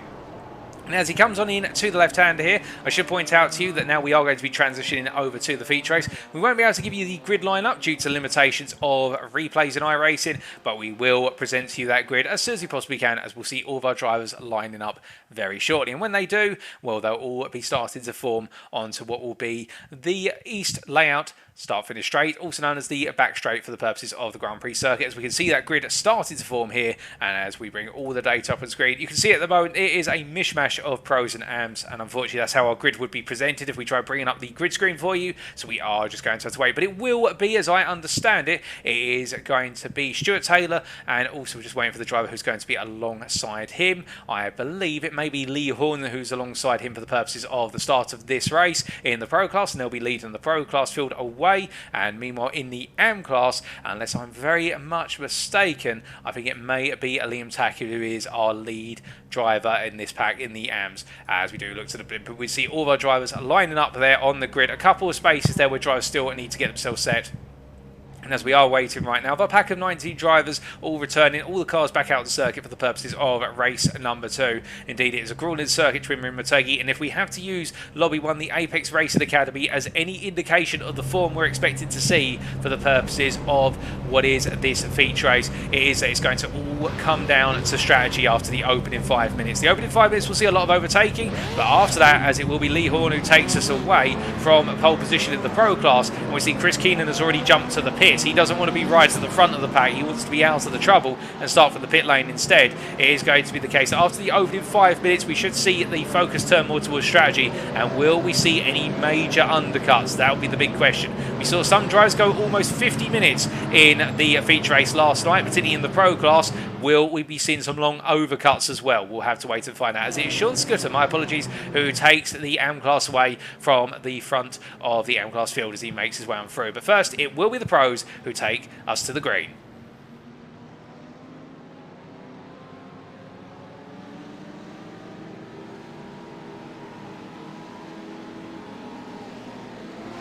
And it's lights out and away we go for race number 2 as Stuart Taylor gets a very slow start by comparison to Jamie Dorian. Nigel Stock immediately gaining here as William Foyle also looks to move up the inside into turn number 1. Now as they come on through, you can see it's the case that William Foyle's got the move done and Alistair Kirk also coming on through. Stuart Taylor losing a lot of places at the start of this race, having a very slow start. But meanwhile, Jamie Dorian here immediately going on the offensive versus his fellow NXTGEN Racing counterpart of Lee Horn as they come through turn number 3. And as they make the way on through, we can see Nigel Stock losing the place to William Foyle behind. Alistair Kirk loses the rear of the car through turn number 4 and he's the first driver to succumb as we've got a driver off circuit then, I believe. That's Sean Scudder who's had a little bit of a rally cross across the apex at turn number 4, and we can see Liam Tack meanwhile back into the lead of this race, and Sol Dridolder's further behind. We can see it's Gareth Mills with Elwood Sykes, and then we've got Mark Sykes and Darren Doherty battling into turn number 5 with Mark Sykes losing out there too. What is Darren Doherty? Went round the outside as now Mark Sykes has Stefan Vessels all over his back, and Vessels already gaining multiple places as our drivers come roaring on through in towards what is the sweeping section of 7 through to 8 as Davide Fava has jumped to the pits with damage to the car. Mark Sykes goes deep into 7, affording Stefan Vessels the opportunity to come through into P13 overall. That's P6 in class. As they make the way into turn at number 9, a bit further back, Mark Baker having a difficult start and as a result not gaining, and also Alistair Kirk they're now recovering and getting up speed, and Chris Keenan starting from the pit lane, and we see Matthew Prowting just behind, and Matthew Prowting having had a difficult start to his race. But meanwhile up front in the pro class, which Jamie Dory who's leading after an overtake at turn 10, as I'm hearing in my ear, but you can see William Foyle here looking for the move versus Lee Horde for P2. They come into turn number 11, it's Foyle on the inside, Lee Horde on the outside, they come through the corner and William Foyle's got it done, and I think he's going to be able to shut the door into 12. He does indeed shut the door, and now as they make the way through 13 into 14, Foyle has gained the place. So as they make the way on through, it is the case that Jamie Dory, after one lap, leads by a margin of 6 tenths ahead of William Foyle in P2, and then Lee Horde in P3, followed by Nigel Stock in P4. We then have Stuart Taylor in P5, Paul Williams P6, Gareth Williams P7. Then it's our lead in the AM class, Sean Scudder lead in the field ahead of Liam Tack, who's got Gareth Mills trying to look for the move here in the battle for P9 overall, and Gareth Mills going up the inside here, and it's the case of Liam Tack giving him the space, and as they make the way through the corner, Gareth Mills now gains the position. P11 is Darren Doherty, followed by Stefan Vessels in P12. Then we've got Mark Sykes P13. With Mark Baker just a bit further behind in P14 as they come on down the straight here, down towards turn at number 3. Then P15 is Alistair Kirk, and from what we're hearing then the YouTube chat from Stuart Taylor, it is the case that Matthew Prowting having a spin at the same time as Alistair Kirk at turns 3 through to 4 in the open lap, and Matthew Prowting down in P16 as a result, with damage to the car as well. And there's Chris Keenan P17, Elwin Sykes P18, and Davide Fava, who's in the pit at this point in time and having work done to the car. But we look back up towards the leaders right now, and whilst Jamie Dory is in the lead, we can see it is the case.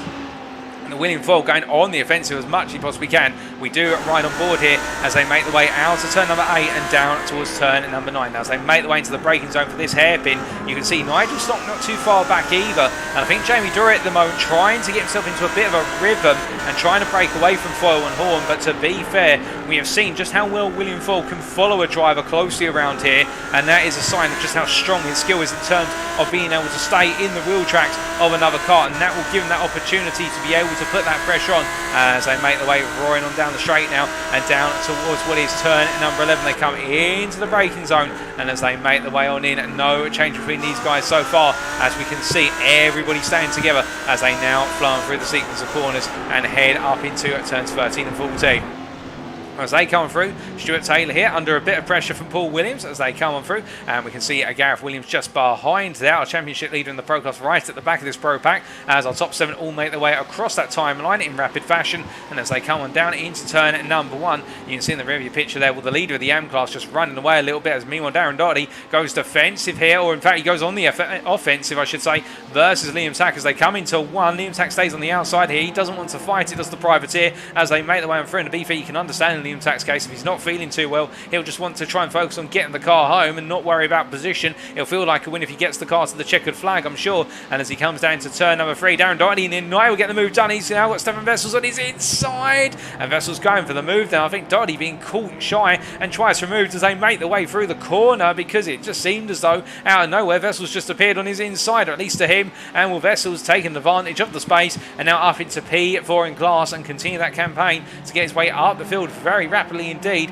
as he makes his way under the bridge now and into turn number 6. But as they make the way on through a little bit further back here, we can see it is the case of Chris Keenan and Mark Sykes, as Mark Sykes has had an off there at turn number 3 into 4 and getting himself back up to speed. But Chris Keenan now chasing after Elwyn Sykes as they make the way through turn number 5. But as they come through the corner, we do look a little bit further up the order. I can see that Alistair Kirk here now in his recovery mode, trying to catch up to Mark Baker and get past the AM driver, looking for it potentially into 9. Mark Baker goes a little bit deep here, giving Alistair Kirk the run, and Alistair Kirk is going to take it in the run up towards turn number 10. Meanwhile, Liam Tack here being passed by Stephen Vessels through turn number 10. You can see Darren Dotley this time trying to make the move, but will the Irishman be able to do it? As we ride on board here with the Ferrari driver, looking at the rear of Liam Tack as they make the way down into turn number 11. I don't think he's going to be able to find it. He's not close enough to go for it. And as they come down under braking it, no such success at this point in time. He's having to watch once again and look for that opportunity as they make the way on through. And well, I think for Darren Dotley, it is a series of frustrations right now, because I think he thought he had a good run versus Liam Tack, and in the end Tack being able to hold on, and now it's the case that Dotley finds himself a place down for one place he wanted to gain. As he goes on to another lap, he looks the inside this time into 1. He goes all the way in, fully committed on the anchors there, and well, Liam Tack gives him the space.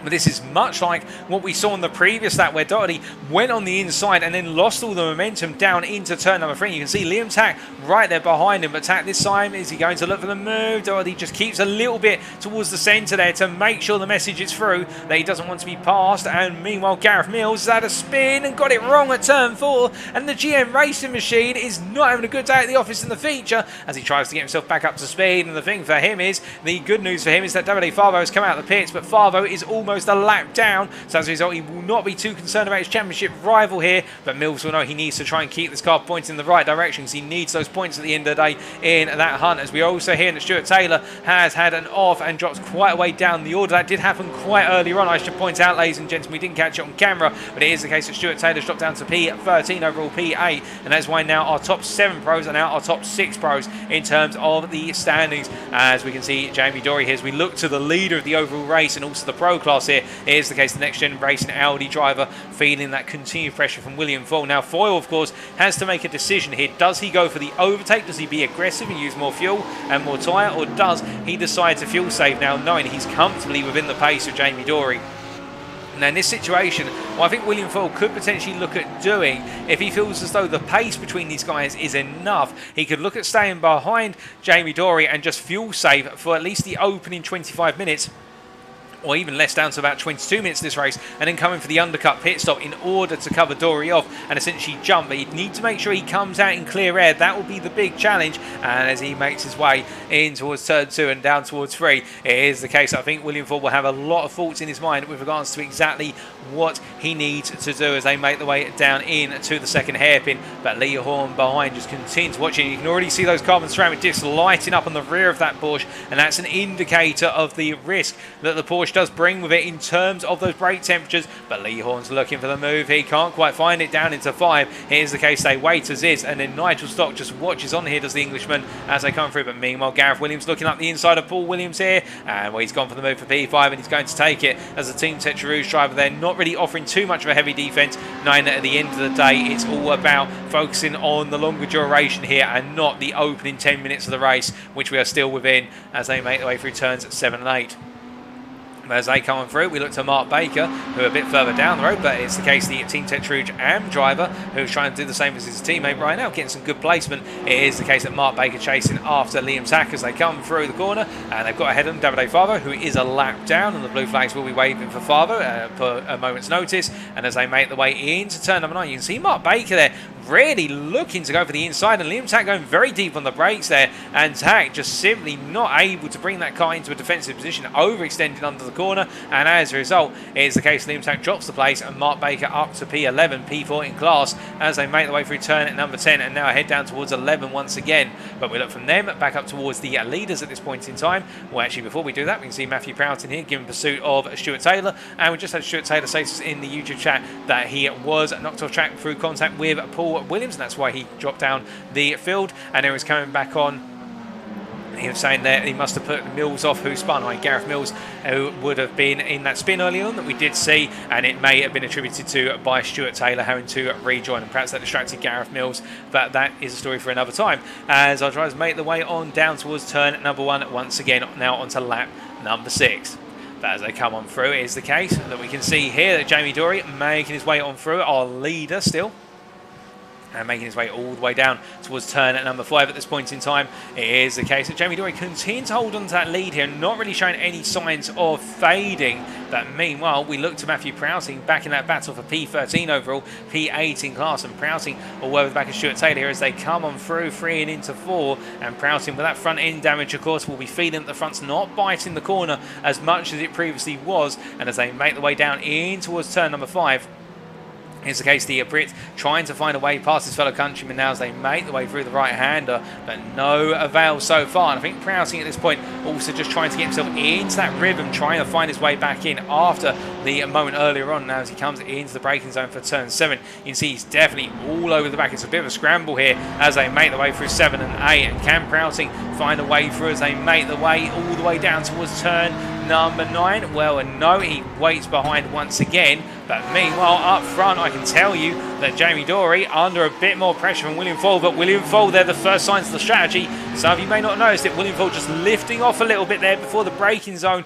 for turn number 11. I think what Foyle's trying to do here, he's trying to hound Jamie Dory into a mistake. Alternatively, fuel save and go for an undercut or an overcut. It will be the case that Foyle is not necessarily looking to force the move on circuit. He's more setting it up to put as much pressure on the race leader as possible and manage his race for the time being. So as they come through into turn number 1, going on to lap number 7, the first 10 minutes of this race now complete, with the fastest lap now being set by Gareth Williams of 50.426, which is the best part of what is 7/10 of a second, if not almost a second faster than our top 3. It is the case that Gareth Williams is on a charge and trying to come on through as our drivers make their way through the corners once again, going through 3-4.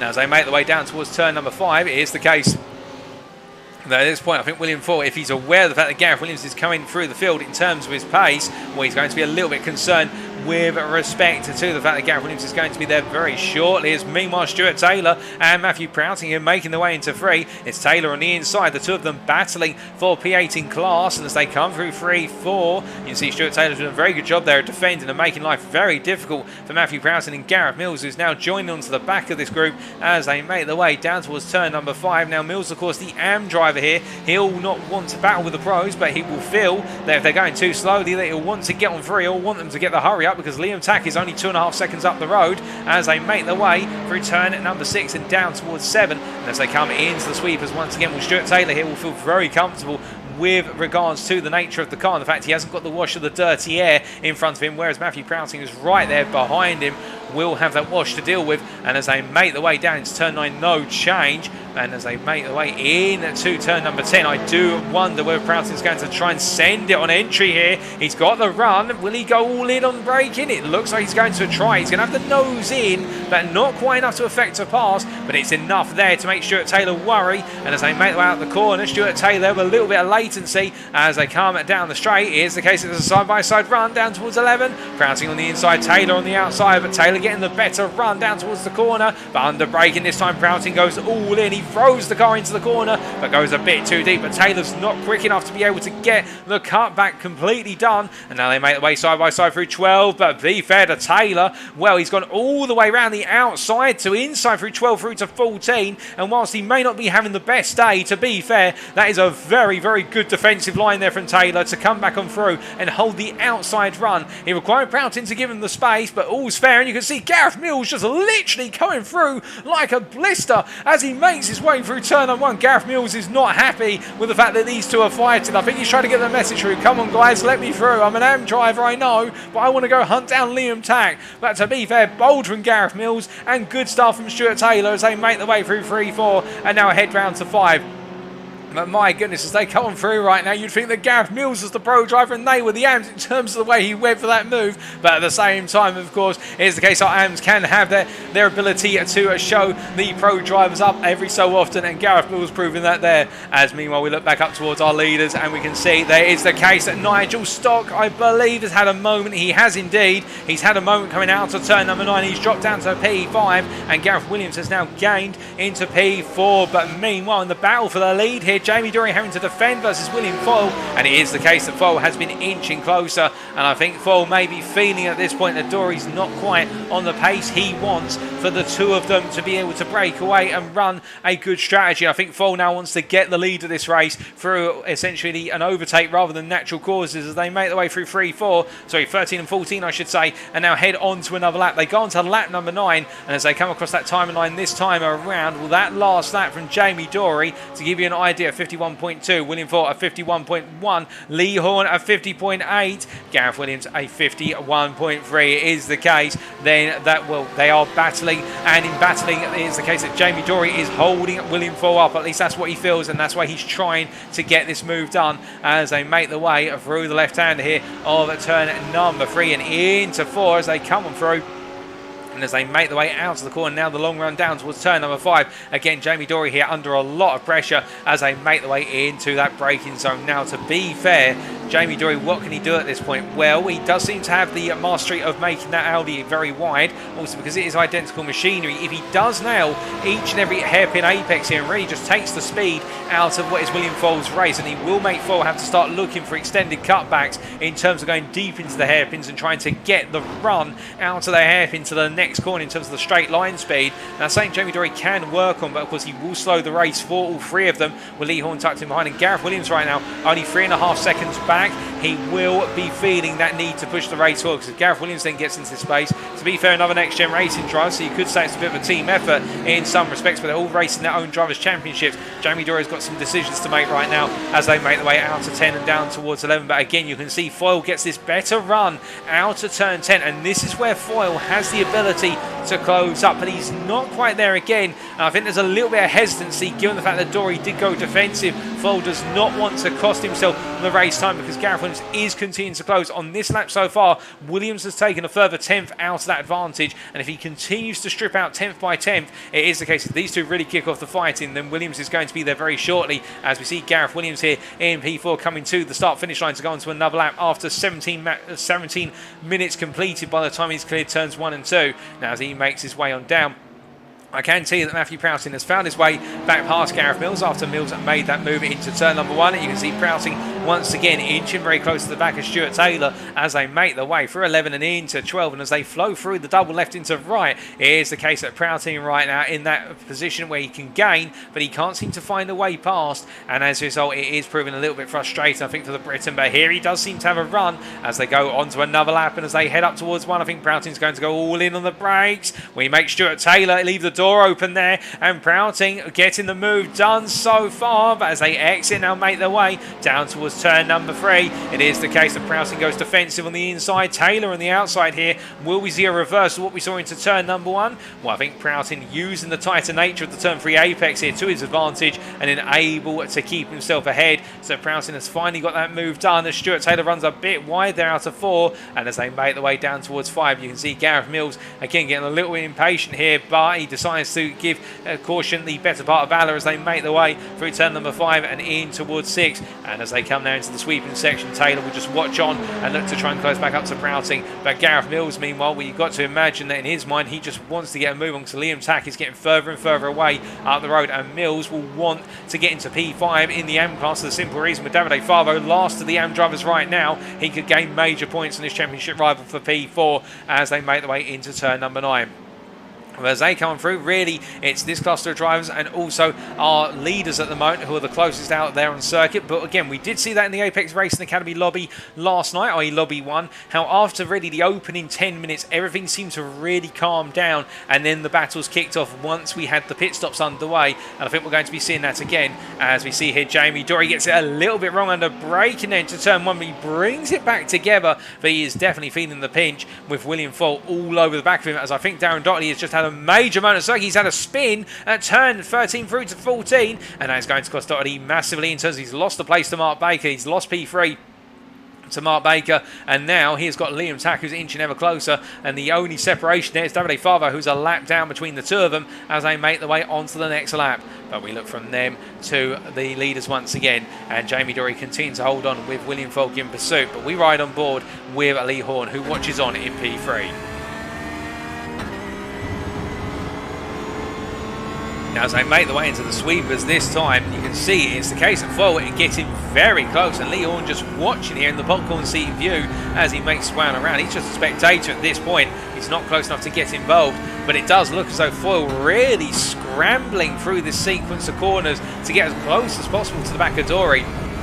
And as they make their way up in towards turn number 10 here, we know Foyle is very good at getting that long run out of 10 and getting the speed out of the corners. They all decide to go deep into the corner here to try and get the best possible run down the back straight here towards 11. And well, it's the case that William Foyle right now, the closest he's been for some time. It's a long run down towards 11, and as they come on down, Foyle again lifts off. He lifts off quite early, preserves the fuel tank and decides not to go for it. But Foyle definitely showing those signs of wanting to get through, wanting to put that pressure on. As we now reach the 20-minute mark, will we see anybody peel into the pits immediately? No, we haven't seen anybody so far. And for the uninitiated, I should point out there is no defined pit stop window in terms of drivers can pit whenever they choose. Although I say there is a case of nobody's pitted so far. And we can see that Nigel Stock is into the pits and he's coming from P5. And Stefan Vessel's also into the pits from what was P2 in the AM class. And he's left Sean Scooter to lead on. As meanwhile it is the case that Vessel's making a very early pit stop here. And I think this is for a huge undercut. As he makes his way on in right now, we look a bit further down, and Mark Baker, I think, will be looking at this with one eyebrow raised and thinking, what's the plan here, Vessels, as they make their way on through? And, well, it's going to be the case. It's going to be a very long undercut. It's going to be a second stint, which is worth 40 minutes of race time, as we see that Nigel Stock and Vessels are both leaving the pits now. Now, where are they coming out in all of this? That is the big question. Well, Nigel Stock's got himself some clear space on circuit. He's coming out in P14, P9 in class, although in front of him he's got Davide Favo, who's just had an off at turn 2, but Davide Favo there will have the blue flags waved, and he also have Nigel Stock flashing his headlights, and that's only going to add to the things he needs to pay attention to as they make their way down towards turn number 3. And as they come on through, we can see Nigel Stock here doing a very smooth job of bringing the car up to speed on what is slightly cold tyres. He didn't take new tyres on, he just simply put some fuel in the car. And meanwhile, Stefan Vessel's not too far behind in P15 overall. That is P6 in the AM class, and he's got himself some clear track. So I think both of them have timed it right if they're going for the all-in undercut, because they've given themselves the clear track to play with, albeit Nigel Stock, I think, will be hoping that Davide Favo clears very shortly. But meanwhile, once again, our leaders make the way now down towards turn number 11 here.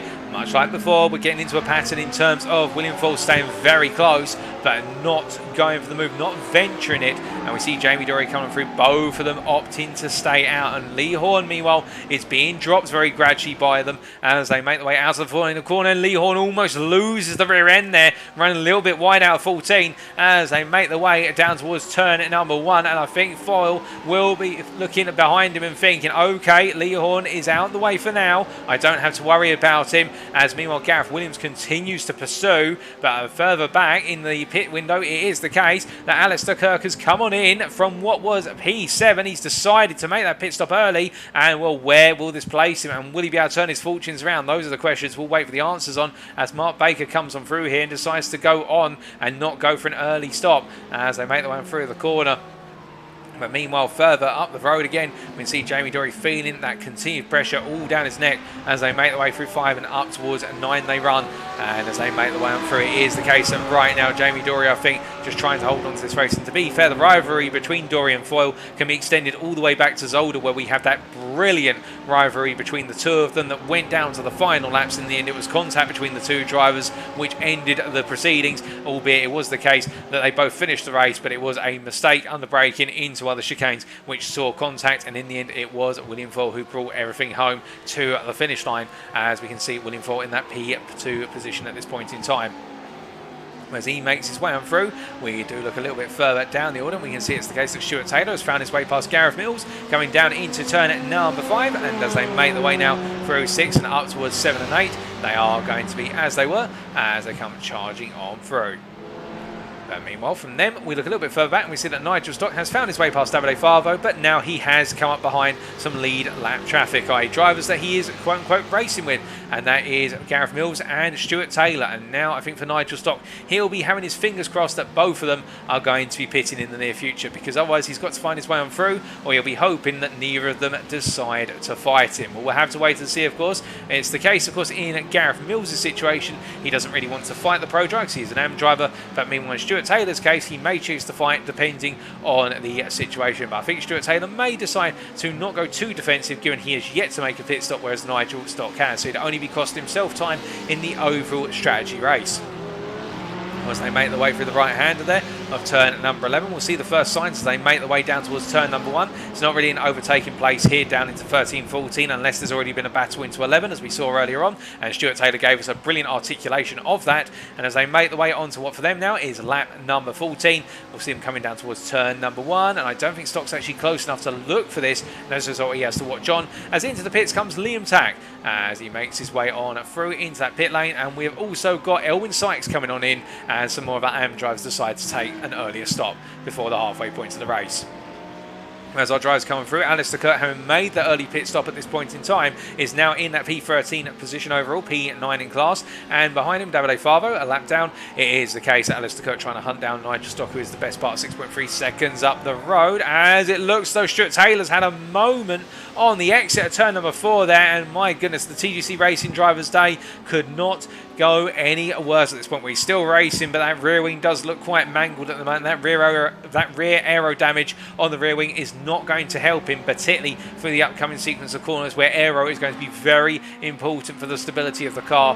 But you have to feel for Taylor, it is the case, it is not going his way as he makes his way through turn number 6 and up towards 7-8.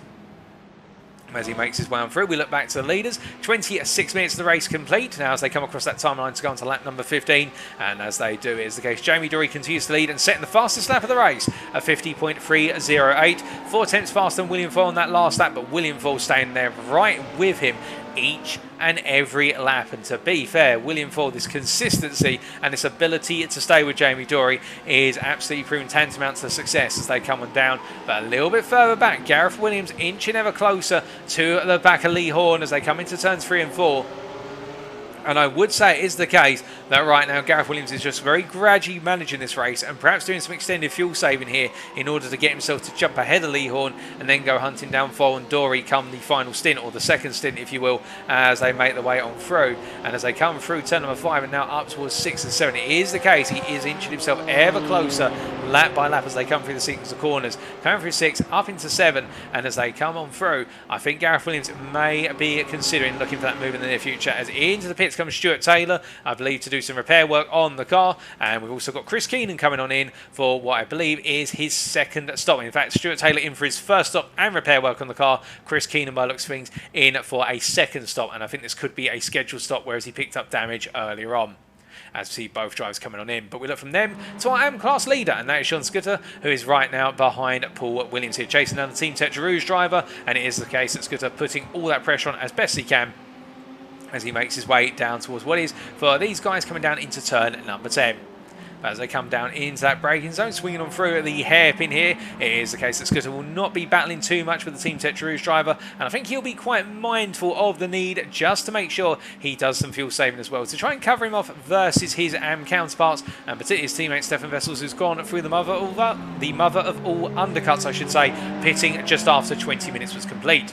But meanwhile, where's Chris Keenan coming out of the pits? I hear you ask. He's come out in P17 overall, that's P18 class, and he's trying to chase down Elwyn Sykes, who's just up the road from him, and Mark Sykes, who's a further 4 seconds up the road as they make their way through turns 3 and 4. As they come on through, it is the case that now 28 minutes in, we can see our two leaders overall and in the pro class continue to stay right neck and neck in terms of nose to tail racing, and Lee Horn has now fallen to 2.3 seconds back, and you can see the Porsche driver there in the rearview picture, and then our championship leader in the pro class, Gareth Williams, a bit further back there. They are just watching and waiting, and I think at the same time trying to manage their races through to their conclusion, and we'll have to wait and see how they all come together when those pit stops do kick in. We are still of course waiting for those pit stops from our pro drivers, in particular our pro class leaders, as they make their way on through. And I think it could be also the case the first driver to flinch. I think Jamie Dory of course will have the initiative in the fact that he can react to whatever William Foyle does. So if he sees that Foyle comes into the pits at the end of this lap, then at the end of the next lap, he can choose to come on in to cover him off. As we see Lee Horn, they're getting it very wrong on the exit of turn number 9. You can see the car just sliding, and he had to dead stop the car on exit. And as a result, that has given Gareth Williams the place. And I think Lee Horn will be kicking himself for that one little mistake that has cost him quite dearly in terms of placement. But now he'll chase after Gareth Williams, and he will have a partner in terms of a slipstream partner to give him a little bit of an advantage back on the straights, or at least take away the disadvantage that he has in the Porsche. But right now Lee Horn with a small mistake, and it has cost him a position as they make their way down into turn number 11. But as they come on through, making their way through the right-hander, will we see either of them come into the pits this time as they make their way under the bridge through 12 and into 13? No, they both stay out, and I believe that is Liam Tack who's had a bit of a moment. Indeed, Liam Tack has had a spin at turn 13 into 14, and it's the case the Ferrari driver has rejoined P18 overall and now a lap down on the leaders, P9 in the AM class, as he brings himself back up to speed. But as he does, we look to one pro who's chasing after an AM here, and that is Nigel Stock, who is all over the back of what is Gareth Mills, who moves out the way immediately here, aware of the fact he does have a pro driver who's coming on through like a ball to a matador as he makes his way down towards turn number 11. And that American bull powered by the 3.5 litre V6 engine will be looking to try and hunt down Matthew Prowting, who is 5.6 seconds up the road, and Nigel Stock is gradually closing him as Prowting comes into the pits, in fact, and Prowting on in for his first and what will be most likely his only stop in terms of scheduled stop, as Prowting comes in at the halfway point of the race, and they'll be doing some repair work on the car as part of that pit stop. The car missing the bonnet, of course, as we saw much earlier on. As there is Matthew Prowting coming on into the pits now, and Nigel Stock returns to P6 in class as they make their way on to another lap. Now, where's Stuart Taylor? With Stuart Taylor a long way down here, of course, with the damage to the car. He's got that repaired, and also having those moments earlier on, but he's still soldiering on all the same here in P9 in the Pro class. And as he makes his way on through, we look a little bit further up the order to what is, by comparison, Stefan Vessels here, who have made that early pit stop, the earliest stop of anybody ideally. And we can see here as he comes on through turns 3 and 4, the South African driver at this point in time, well, he's ahead of his teammate Davide Favo there, you can see in the rear of the picture, and as he makes his way down into turn number 5, Vessel's right now P5 in class, and really just putting lap after lap in his last lap at 52.3, whereas by comparison with his teammate Sean Scudder, the leader of the AM class at 52.0, Mark Baker was at 51.7, and Darren Doherty at 51.9, so I think Vessels at this point is just managing the car. It's going to be full of fuel, and that may be costing him some overall lap time, but we will have to wait and see how things play out between the AM driver and his peers towards the end. We're waiting for those pit stops to be triggered. We've got a lot of pit stops still on the horizon,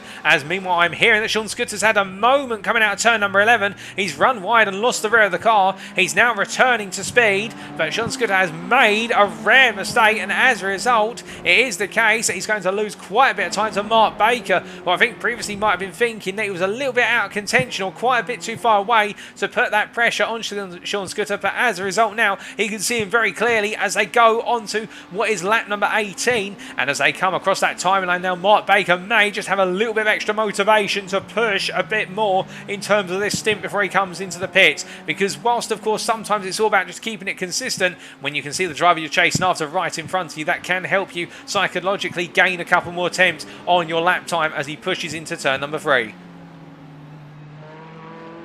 Now as he makes his way through the double left here, 3-4, and come down towards turn number 5, it is the case that with Mark Baker at this point, he's just trying to keep it as smooth and consistent as possible, because he will not want Darren Doherty to get into the mix here. But Mark Baker on that last lap, again, a 51.72, a very good lap compared to Darren Doherty, a 52.18. It is the case that Mark Baker does seem to have the pace right now in terms of our AM leaders. He just seems to be slightly ahead of the curve in terms of the lap time. We will have to wait and see. Again, it could be the case that the drivers around him are doing some fuel saving or some brake saving or even tyre management in order to give themselves the longevity late in the race. But meanwhile, Scudder having another off briefly coming through turn number 8 and heading up towards 9. It's definitely looking as though writing is on the wall for our leader in the AM class right now, in terms of that lead is going away as he comes on through. But meanwhile, I'm sorry to cut away from this, ladies and gentlemen, it is the case William Foyle has come into the pits. He was P2 in the Pro class, and overall he is the first of our Pro leaders to come into the pits here, and as he makes his way to his pit box, Gareth Williams sets the fastest lap of his own race in terms of 50.3 1:03.79, and Jamie Dory was a second slower on that lap. So now it is time to tell how the strategy plays out. William Foyle has pulled the trigger on the pit stops. Will we see a reaction from Dory, Williams and Horn at the end of this lap? Well, I think if we are going to see it, it will be from Jamie Dory in particular, because he is not having a good lap right now, and Gareth Williams of course getting a little bit of traffic as well. As you can see there, Lee Horn having to go round what was Elwyn Sykes, and Chris Keenan just behind there, who's been able to capitalise on this situation as Chris Keenan hunts down Elwyn Sykes in the battle for P16. That's a P7 in the AM class. As they make the way for the right-hander at turn number 5, it is the case that Chris Keenan is still not close enough to effect a pass, but he's gained quite a bit of time with everything that's going on as they make the way through turn at number 6. Now for Keenan, the thing he's got to keep in mind is in terms of the fact he needs to strike now, because otherwise he may have some more traffic coming on through in terms of drivers on the lead lap who will take away that ability for him to go on the offensive as he makes his way down into turn at number 9. But he has fallen back a little bit on Elwyn Sykes, but meanwhile we look a bit further up the road, and where has William Foyle come out after that pit stop? It's the big question. Well, he's come out in P6 overall. That's P5 in class. The only driver in front of him is Sean Scooter, who's just up the road, 1.6 seconds up the road. But William Foyle has got himself a little bit of clear track, although I think he'll be hoping that the AM driver in front of him does come into the pit soon, because otherwise he will have to effect a pass, although we'd expect that Scooter will move out the way. Most likely he'll want to preserve his own race and preserve his own race pace on Mark Baker, but we'll have to wait and see, because if Foyle's able to capitalise now, he could undercut his way into the lead of this race.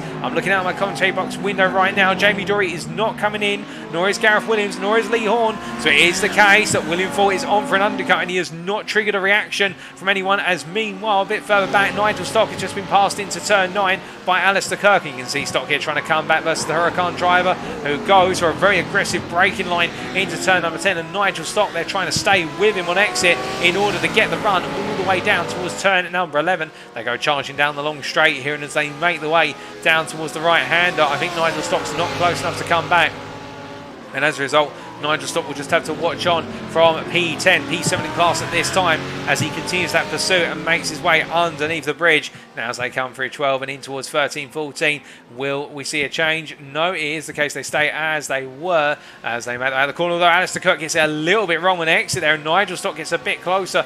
We ride on board here as he goes onto another lap and looks for a potential opportunity into the first hairpin. Now as they make their way through turn 1, you can see the difference in lines there, where Alistair Kirk taking a very pointed line into the apex, meanwhile Nigel Stock taking a more symmetrical line, a much smoother line, and it is meaning the Ford GT drivers getting the better run out the corner. It's a long run down towards turn number 3 here. Will he look up the inside? No, he's not close enough, but he's definitely keeping that pressure on, as Alistair Kirk really does seem to be struggling for rotation in the car as they make the way out of 4 and up towards 5. And as they go charging down towards the right hand here, Nigel Stock again looking to effect a pass, but not quite there to move to the inside. But again, whilst we're watching, he will be trying to keep that pressure on. But now we start to move into the medium speed sweepers, and as he does, this is where the dirty off the back of the Lamborghini may start to hurt the front end turning on the Ford GT as he makes his way into 7 here. He's got to balance the car, and as he makes his way through 7 into the right hander of 8, and you can see that Mark Sykes is coming into the pits, but that's a bit further down the road for the AM driver. We continue to watch here Nigel Stock giving pursuit versus Alistair Kirk as they come on through. Gareth Williams has just put the fastest lap of the race in, a 50.156, and that shows that Gareth Williams is reacting to William Foyle's pit stop as they make the way into turn number 10. Now, as we continue to see Nigel Stock here coming out of the hairpin and charging down towards turn number 11, it is the case the Ford GT driver still not close enough here, but you can see the amount of acceleration he does gain on the Lamborghini, but it's just not enough in order to be able to look for the move in the run down into 11. But in staying this close, and you can see Alistair Kirk goes deep under braking. Little mistakes here and there are just chipping away at whatever advantage he does have. They come through 12 into 13, and Nigel Stock backs off initially. He's looking for the better run out of the exit, but he loses out a little bit there, backed off a bit too soon, and as a result not able to close up as much as he'd like as they go on to another lap. As they make the way on down towards turn number 1, I think they're going to stay like this for a little bit longer, as meanwhile further down the road, after Mark Sykes comes out of the pits in P18, we can see Chris Keenan continue his pursuit of Elwyn Sykes here in the battle for P15 overall. And as they make the way through turn number 8 and down towards turn number 9, we do look a bit further up the road to William Foyle, who's now caught up to the back of Sean Scudder. And unfortunately for Foyle, he's caught the AM driver in probably the worst possible place. He wants to get through, but be fair, Scudder lifting off immediately there in the run to turn number 7 and timing that very well for the pair of them, getting it done. He has lost some time to Mark Baker. He has lost the best part of what is half a second, but it hasn't cost him too much, in fact. And as a result, William Foyle has gained because of this, and now William Foyle will continue on that crusade, as we're hearing that Mark Sykes had an off track, and Davide Fava has now got ahead of Mark Sykes, a P18 overall. That's P9 in the AM class. But as our drivers make the way on through in the meantime, with 39 minutes of this race now complete, there's still no sign of our top 3 coming into the pits, I should say. And Gareth Williams puts in another fastest lap of this race, a 50.135. It is the case the BMW M4 driver, who you're seeing on the screen, the Pro Championship leader in this race, and looking to wrap up the Pro Championship with a round to spare tonight, is definitely on course to do so. He took the win in race number 1. At this rate, he's definitely on course to be on the podium for race number 2, which would be enough as we understand it, particularly with Alistair Kirk dropping key points if the race was to finish as is. And Gareth Williams here really just keeping that pressure on and closing Jamie Dorey down here little by little. But the lap times do tell a story. It's 3/10 of a second faster on that last lap. Jamie Dorey, to be fair, putting in laps which are very strong ones, but William Foyle matching the lap times of Jamie Dorey. So I think it's going to be very interesting to see where William Foyle comes out with these guys when they make their pit stops, because with William Foyle going for that undercut, he was right behind Jamie Dorey when he came into the pits. He was only literally a couple of attempts.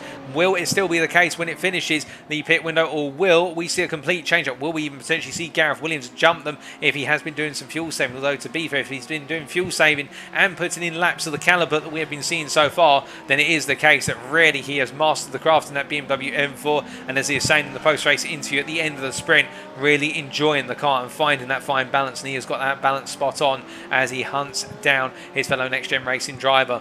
But we look from them to Stefan Wessels, who is closing it down Gareth Mills here. Remember that the South African driver Stefan Wessels made the early pit stop at the 20-minute mark in order to try and undercut the field. And will this undercut work to his advantage? Only time will tell.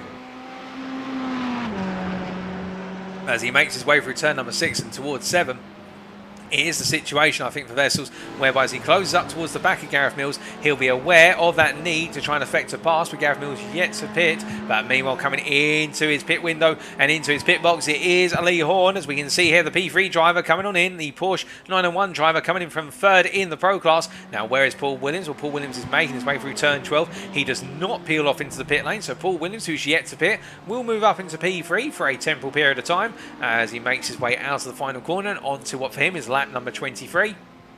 And as he makes his way across that timeline here, where is William Foyle? There is William Foyle. Lee Horn is still in the pits. He's not left his pit box, so William Foyle has gained the position on Lee Horn, who is finally leaving the pit lane now. There is Lee Horn leaving, to give you an idea, as into the pits comes Darren, well, not Darren Doherty, who goes on to lead the AM class. He's yet to pit, but into the pits comes both Sean Scudder and also Mark Baker, and these two were only running a couple of seconds apart before they both come on in. Now, where is Stefan Wessels? Well, Wessels is coming on through here, and the undercut, I think, is working very well for the South African driver, because he comes across that timeline, he takes the pair of them, and Sean Scudder and Mark Baker both make their way out of the pits. And it is the case that Mark Baker has gained very slightly in the pits. He's gained approximately half a second on the South African driver, but it's not enough to give him the ability to jump a position. As we can see, Gareth Mills is also in here.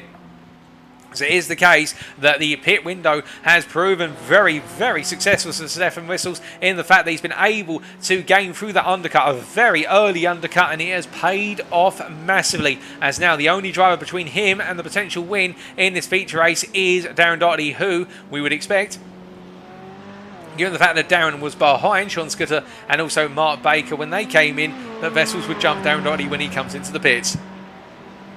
But now, more importantly, we can see that Jamie Dorey making his way into the pit lane, and also we do have Gareth Williams as well in the Pro class. This is, of course, the Pro class lead, and meanwhile, as they make the way on in, Paul Williams is out there still and making his way down towards turn number 11. But where is William Foyle in all of this? Well, Lee Horn, the gap between William Foyle and Lee Horn is 8.6 seconds, and as they make the way through turn at number 11 right now, William Foyle here's got a little bit of traffic. He flashes past with Liam Tack, and as he makes his way on through, well, he's coming through the final two corners. Meanwhile, Meanwhile, Jamie Dory still being serviced. Gareth Williams has finished being serviced. They make the way out the pit. This is going to be very close here as we see William Foyle coming across the timeline. I think Foyle's just done enough, and you can see as they come out the pits, Gareth Williams just comes out ahead of Jamie Dory, but William Foyle has made the undercut work, and now it is William Foyle who leads the Pro class with only 17 minutes to go, plus the final lap, and the Crest Autosport driver now with warm tyres has got to break away, whilst Gareth Williams and Jamie Dory get their tyres back up to temperature. This is a huge change, and I think there might have even been a little bit of an after you situation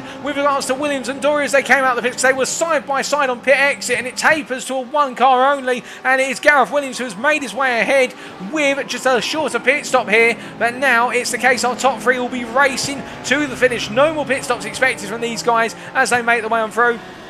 And Darren Doherty has just taken his pit stop, it should be pointed out, and he is shot back behind Mark Baker and Sean Scooter, who make their way through turn number 2. But it is Stefan Vessels who is now your leader in the AM class with that undercut at the 20-minute mark, working out brilliantly for him. As we say hello in the chat to Kyle Ousfusian. I do apologise if I butchered your name, Kyle, but hello and welcome to you. Welcome to tuning in. As we can see, it's the case that further down the order, Gareth Mills here giving pursuit of Elwyn Sykes, the two South African drivers here in the battle for P5 in the AM class as they make the way down towards turn number 11. And as they come down towards the braking zone at Gareth Mills, who we have seen really getting his elbows out in tonight's racing, well, he'll now be trying to find his way past his fellow AM driver as he gets the run here into turn number 12. Now he's got the momentum, but he can't seem to find a way on through as they come through 13 and 14. And as they make the way through the right-hander, it's the case. You can see he's got the run then. In fact, Elwyn Sykes, a very slow exit, I think bogging down, and Gareth Mills picking up the position in a very smooth fashion as he makes his way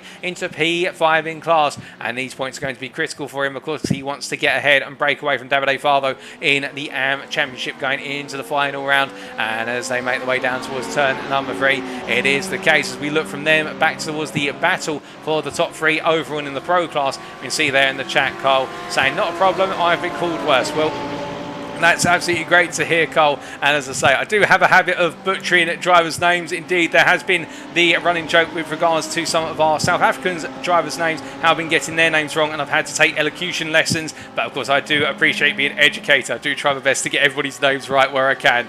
But less about me, more about our drivers, the heroes of the show, of course, and the racing. As we can see, Jamie Dory here making his way through turn number 5 at this point. And as they come on through the right-hander of 5 and in towards 6, it is the case that Dory right now, I think, in a little bit of a difficult situation here. Now, what do you do when you're in Jamie Dory's situation? You were leading this race. You've lost those 2 positions through being undercut by William Foyle and Gareth Williams having a slightly faster pit stop. And now you can see the 2 of them are scrambling after one another and you're only 6 tenths behind. Well, I think what Dory's got to do here, he's got to stay with them, stay within a second or a bit closer and let them fight one another. Because for Gareth Williams, it's all about, of course, he wants to take home the best possible point score to wrap up the Pro Championship here tonight. Of course, Gareth Williams could finish P2 and I think he will have wrapped it up. So as a result, if Dory feels as though Gareth Williams is in the end just tucking in behind and not putting the pressure on, he may feel as though he needs to force his way past his fellow next-gen racing driver.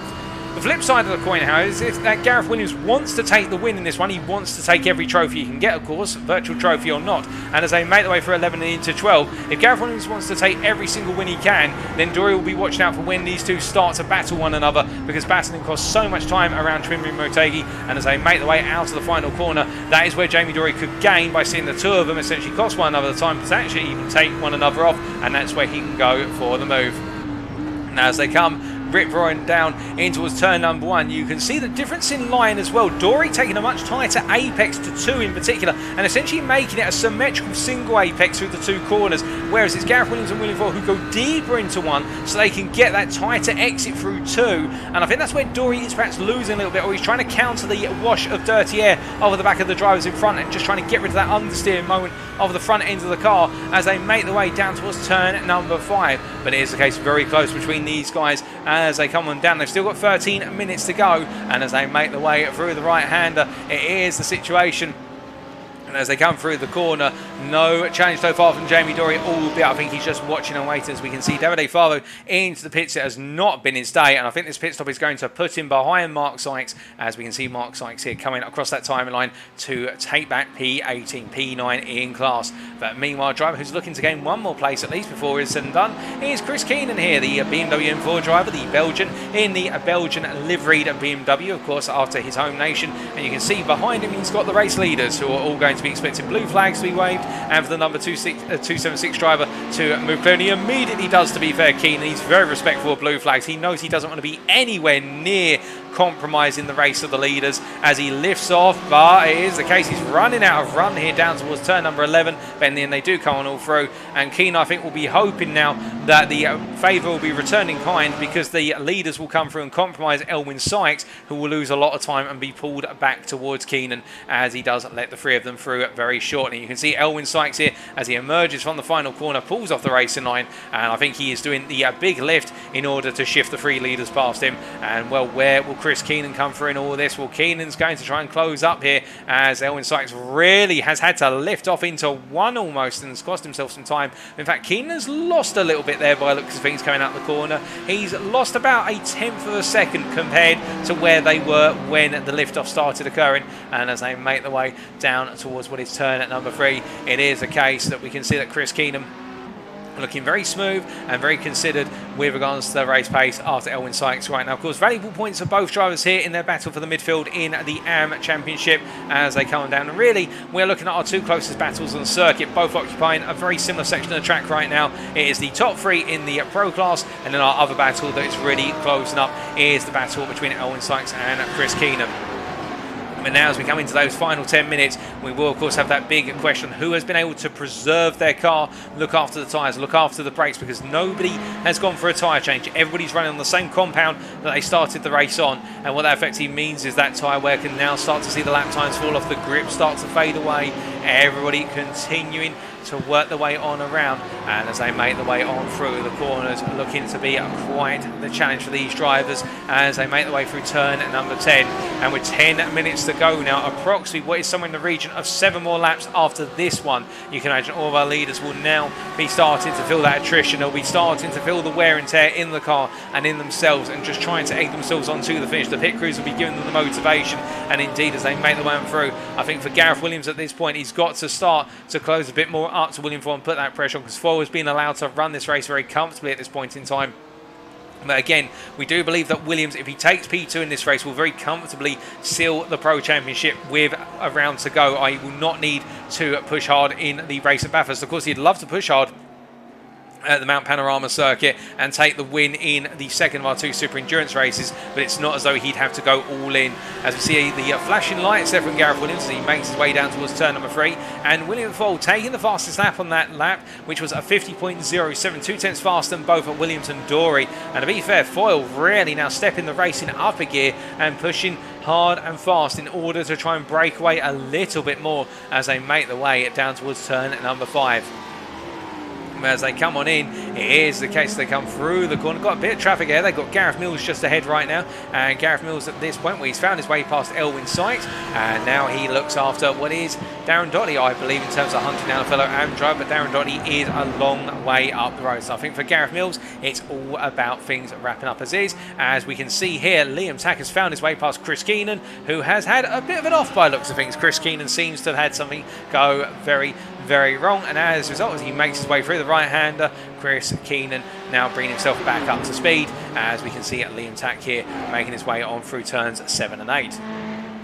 As they make the way through the corners and coming up towards turn number 9 now, we can see somebody's got it very wrong. That's Lee Horn with an absolute horror moment there coming into turn number 9. I think losing the rear of the car under braking and going off circuit, bringing himself back up to speed. He's not lost any places, but he has lost time on our top 3 as he now returns to race pace. And in P4, it's going to be one of those horrible situations right now where for the Briton, as he makes his way across that timeline, well, not that timeline, my apologies, across the eastern timeline, albeit we're not using it, it's not active here today. We can see it's the case that Lee Horn now just soldiering on to a P4 finish. But Alistair Kirk, to be fair, is closing him down at quite the rate of knots in. The TGC Racing driver who would love to take that P4 to try and improve his chances of P2 in the Pro Championship when all is said and done. With only 8 minutes to go now, as we see Chris Keenan then moving out of the way. And, well, a bit of a difficult one for Chris Keenan, but in the end, Alistair Kirk finds his way on through. We see the TGC Racing driver pushing on forward as they make the way across that timeline.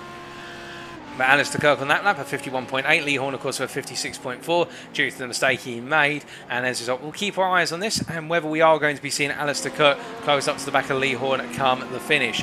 But meanwhile our top three as they were, no real change here, although William Foyle has been pulled back in slightly, and really it is the case they seem to be oscillating on this gap. I think right now even if they were running in formation they'd all be pleased with the results they do have. But I think also all three of these drivers very well matched and running around the circuit. It is the case that we can see, well, in Jamie Dory's situation, for example, it did not go on the way he wanted it to in terms of he starts off very strong, he was our leader, but then the pit window has seen him drop to P3. But now as they make the way out of turn number 9, an uncharacteristic error from William Foyle, poor exit, and as they make the way down into 10, Gareth Williams look into the inside, Foyle gives him the space, but Jamie Dory looks around the outside there and almost makes contact, and as they make the way in the long run down towards turn number 11, we look back from the lead vehicle in this pursuit, and you can see here William Foyle feeding that pressure now as Gareth Williams is right there and watching, and it's the first sign of a driver making a mistake. And could we see more before all is said and done? We've still got 6 minutes as our drivers come through. 4 more laps we reckon as they come through, 13 through to 14, and as they make the way onto the next lap, you can see it is the case that Gareth Williams has fallen back a little bit on the exit of turn number 14 as we see there Davide Favo moving out the way once again. As they make the way down into turn number 1, you can see how Jamie Dory really now starting to close up and building up that pressure on Gareth Williams, almost as if trying to egg him on to say, get a move on, otherwise I'm going to be coming home for that P2, as they make the way into turn number 3. And as they come through the left-hander here, we look back to the exterior cameras and Jamie Dory all over the back of his fellow NXTGEN racing driver as they come on through right now, and it is definitely the sign that Jamie Dory put in that pressure on, as we see Stuart Taylor moving clear a lap down as they come charging on down into the right-hander turn number 5. Now as they make the way on through, it is the case that Dory, I think, trying to get a move on now, feeling that need to. Meanwhile, between Lee Horn and Alistair Kirk, I can tell you off camera that Lee Horn, that last lap of 51.4, Alistair Kirk at 50.39. It is the case that Alistair Kirk is closing Lee Horn at a rate of 1 second a lap, which if things continue at that fashion will mean that Alistair Kirk will be battling with Lee Horn on the final 2 laps. So we will keep our eyes open for that in case it does materialise. But right now as they make the way through, we also do have Nigel Stock here, who has closed up to the back of Paul Williams over the last couple of laps. I think Paul Williams may have made a mistake on this lap because that gap has come down quite suddenly, albeit it has been closing down, but you can see it is the case of the Ford GT driver now right there with the Ferrari driver, Team Tetra Rouge at the head and the privateer behind as they make the way through 7 and 8, and Nigel Stock right there with the Ferrari driver in the battle for P6 in the Pro class as they make the way through 8 and up into 9. And Nigel Stock, to be fair, I don't think he's been enjoying the Ford GT at this circuit too much, but he's making it work as best he can, and as they exit out of 9 and up towards 10, it is the case that he's looking very good in the run up towards 10, but he's not quite able to go for it. I think he's going to be looking to go a little bit deeper into turn number 10 to try and get that power out exit, and now it's about the long drag race down towards 11. Can he perhaps get the overspeed he needs here to be able to send it under braking into turn 11? Well, Nigel Stock is getting closer and closer, but he's still a bit too far back. He's 2.5 tenths, so he lifts off and waits for another opportunity as they make the way under the bridge and into the final 3 corners. But I think if Nigel Stock's going to do it, it will be in the drag race down towards a hairpin. It's not going to be through the sweepers because it does seem as though the Ferrari is more collected due to its lighter weight through the sweepers compared to the Ford GT as they make the way down towards turn number 1. You can see Chris Keenan moved out the way. Paul Williams defends the inside here. Nigel Stock's made to go all the way round, and as they come through turn number 1, Nigel Stock goes deep on the brakes and loses the car with it, and I think that is going to be the end of that battle unless Paul Williams makes a mistake. To be fair to Nigel Stock, he went all in on the braking. I think the brakes just did not offer him the retardation he wanted, and as a result he could not stop the car, and it's understeered wide instead. Very unfortunate for Nigel Stock, and Paul Williams now will feel very comfortable with that as they make the way on around. But meanwhile, Gareth Williams here, he's falling back a little bit more from William Foyle with 3 minutes to go. But still at the same time, there's this big question whether it's the case he's falling back because he hasn't got the pace or whether he's falling back to go for one last hurrah on the final 2 laps as they make the way down towards turn number 11. Now, the betting man in me says that Gareth Williams right now will probably be looking more behind him at Jamie Dory, who's inching closer than ahead of him as they make the way through 11. But it only takes one minor error from William Foyle for Gareth Williams to be right there to try and pounce. It could be any one of these 3 who takes the win when the checkered flag falls. And as they come through turn number 14, they will go on to the penultimate lap. We will see from these drivers what is 33 laps of racing as they make the way across that timeline and as they go on through. And they've now come on to lap number 32, and it is the case that Jamie Dory right there, as I think Nigel Stock's had another moment. He's into the wall in the exit of 9, and it's to the pit lane, and Nigel Stock with that has dropped places. And well, I think in fact Nigel Stock has retired from the race. The damage to the car is too much, and Nigel Stock is our first retirement, and that is very, very unfortunate. But meanwhile, we can see that Lee Horn and Alistair Kirk have come together here, and as they make the way coming out of turn number 2 and down towards turn number 3, it is the case that, well, Alistair Kirk has been closing this up lap after lap. That last lap, an advantage of 0.6 of a second over the lap to Alistair Kirk. We've got one more lap after this one, and as they make the way on through, it's the case that Lee Horn will be feeling that pressure is coming. It is the case it has been some time and it's been building, and with Lee Horn having made that mistake earlier on at turn number 9, he will now be seeing Alistair Kirk all in his rear view mirror as they make the way out of turn number 5. We ride on board with Alistair Kirk as he makes his way through the sweepers.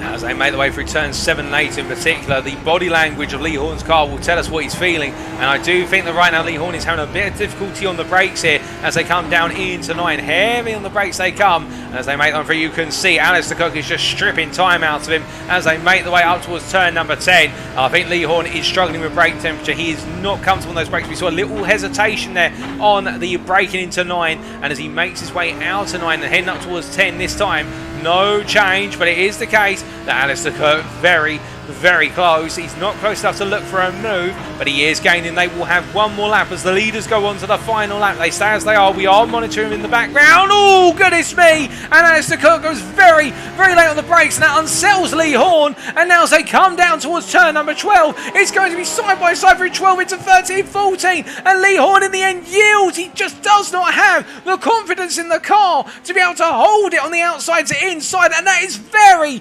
very brave stuff from Alistair Kirk, because it could have gone horrifically wrong. In the end, has gone so right, and now as they come through 1 and 2, can Lee Horn come back of him? It was unexpected. I think Lee Horn was just caught by surprise at seeing the Lamborghini seemingly almost come through the back of him, but in the end it didn't. And now as they make the way down towards turn number 3, Lee Horn has been caught out, and now can Alistair Kirk break away as they make the way through the corner? But what an overtake, and indeed as they make their way out of turn number 4, you see Lee Horn's now going all in on the rotation there through the hairpins. This is where he's got to get back ahead as they make the way down into 5, but it's not enough at this point in time. As they come for an Alistair Kirk now, really taking it slowly through the apexes of these hairpins. He's trying to bleed the pace out of Lee Horn, because Kirk knows that once he's got through the sweepers and these 2 hairpins that are coming up afterwards, this is practically his for the taking as they make the way on through. But you can see it's the case that Kirk getting a little bit of hesitation of the car at the front, just not wanting to settle. And as they make the way up towards 9, where it's going to be Lee Horn who looks to the inside, but he's not close enough. And Alistair Kirk once again parks it on apex. He doesn't want Lee Horn to get any advantage out of a hairpin as they make the way on through. But we do have to cut away briefly, ladies and gentlemen, because right now our top 3 are coming through the final set of corners, and as he makes his way through the final 2 corners, it wasn't the strategy where he got ahead and he stayed there to the very end. It is William Foyle who is your overall and your pro winner in the feature race at Motegi, ahead of Gareth Williams and Jamie Dory finishing just behind. And then in P4, when all is said and done, will it be Alistair Kirk or Lee Horn?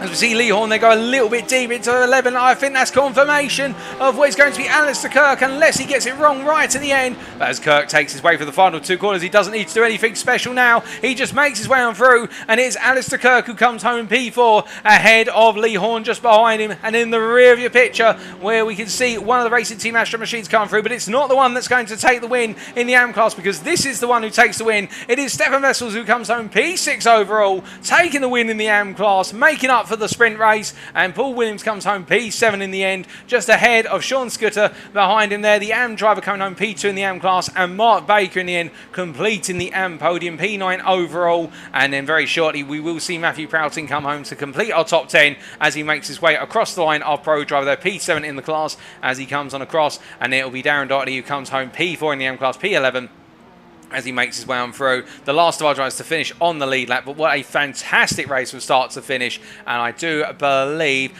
with that we've got Gareth Mills P at 12, Stuart Taylor P13, Elwin Sykes P14, Liam Tack P15, Chris Keenan P16, Mark Sykes P17 as he crosses the timeline lap down, Davide Favo P18, and then Nigel Stock, our only retirement of the race, P19. But for our top 3, and particularly for William Foyle, it's going to be very interesting to hear his thoughts on how that strategy played out. And indeed, our post-race interviews for our winners will be coming up very shortly, ladies and gentlemen. Don't go anywhere, you won't want to miss them.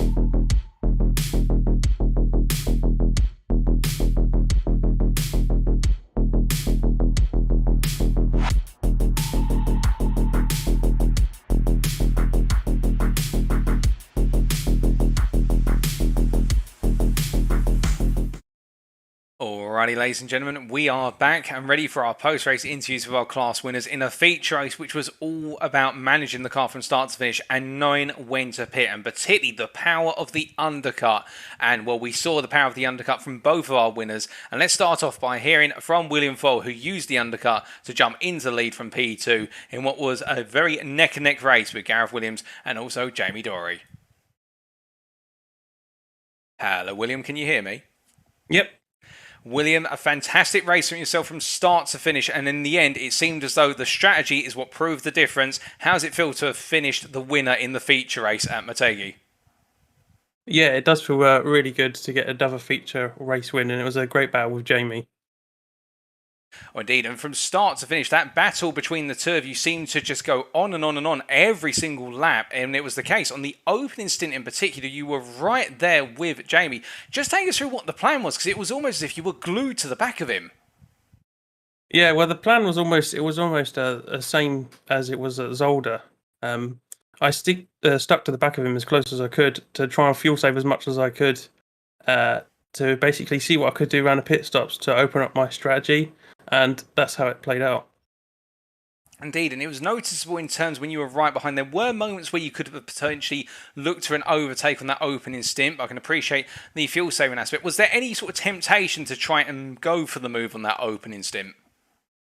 There was I was thinking about it a few times, because I was looking at how much time we were sort of dropping back our lap times to try and save fuel, and I could see Gaz coming in because he was obviously saving fuel, but he was obviously possibly doing a better job. So it did cross my mind thinking, should I just gun it? Should I just get past and see what I can do?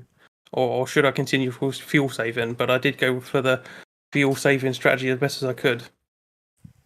And with regards to that fuel saving strategy, so in terms of planning out, did you always have a time in mind of when you were going to pit? Or were you sort of not pacing yourself necessarily, or were you timing yourself to, say, Jamie and Gareth in terms of saying, okay, if we get to the 35-minute mark and they haven't pitted, then I go for it? Just take us through what was the logic, because we saw all three of you go beyond the halfway point of the race, and it was almost as if you pulled the trigger on the pit stops and they didn't react.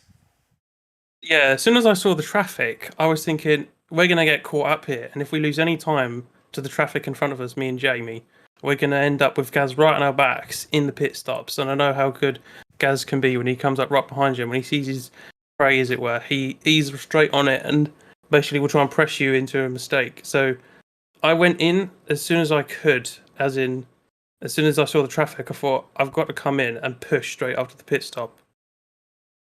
Indeed, it definitely demonstrated, because we see in the end that you're able to just about jump ahead of the pair of them, as they seem to have their own little tussle coming out of the pit lane, both of them wanting to be the lead driver coming out the pit.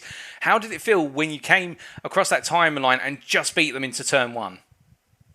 Yeah, it was a good feeling to come across the line ahead of them, obviously coming after the pit stops. But the reason why that happened between Gaz and Jamie was simply because Gaz's pin limiter didn't seem to come off for him.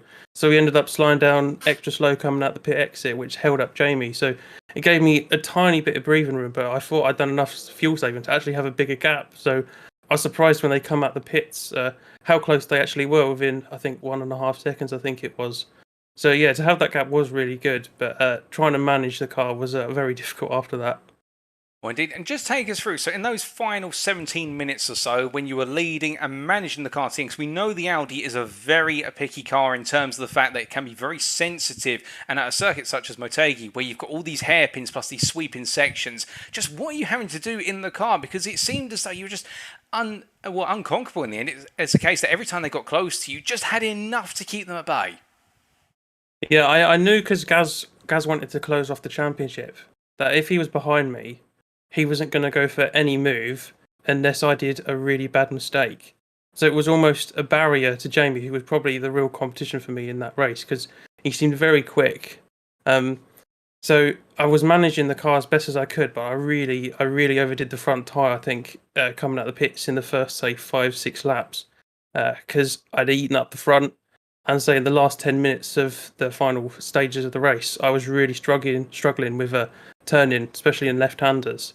So that's why a few times I made a mistake, because I'd locked brakes slightly and it just sent me wide.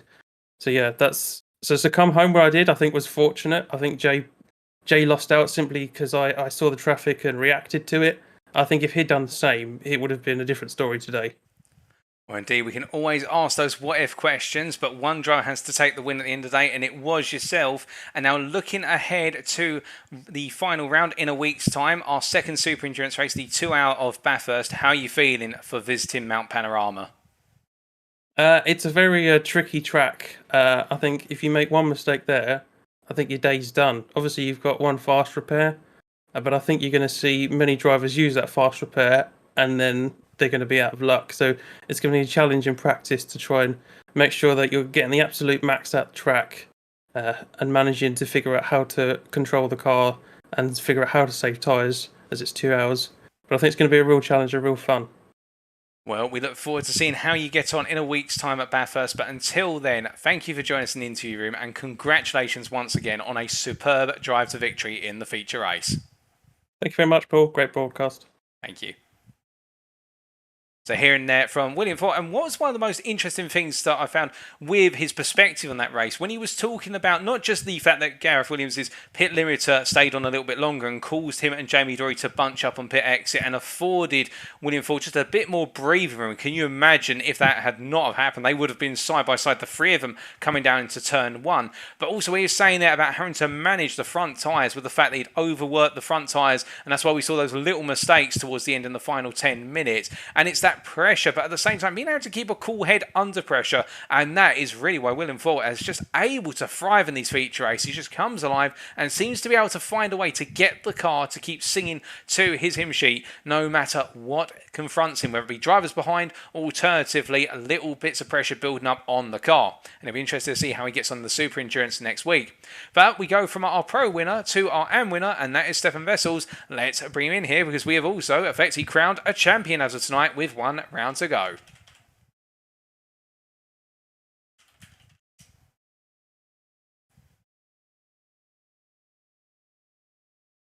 Hello, Stefan. Can you hear me?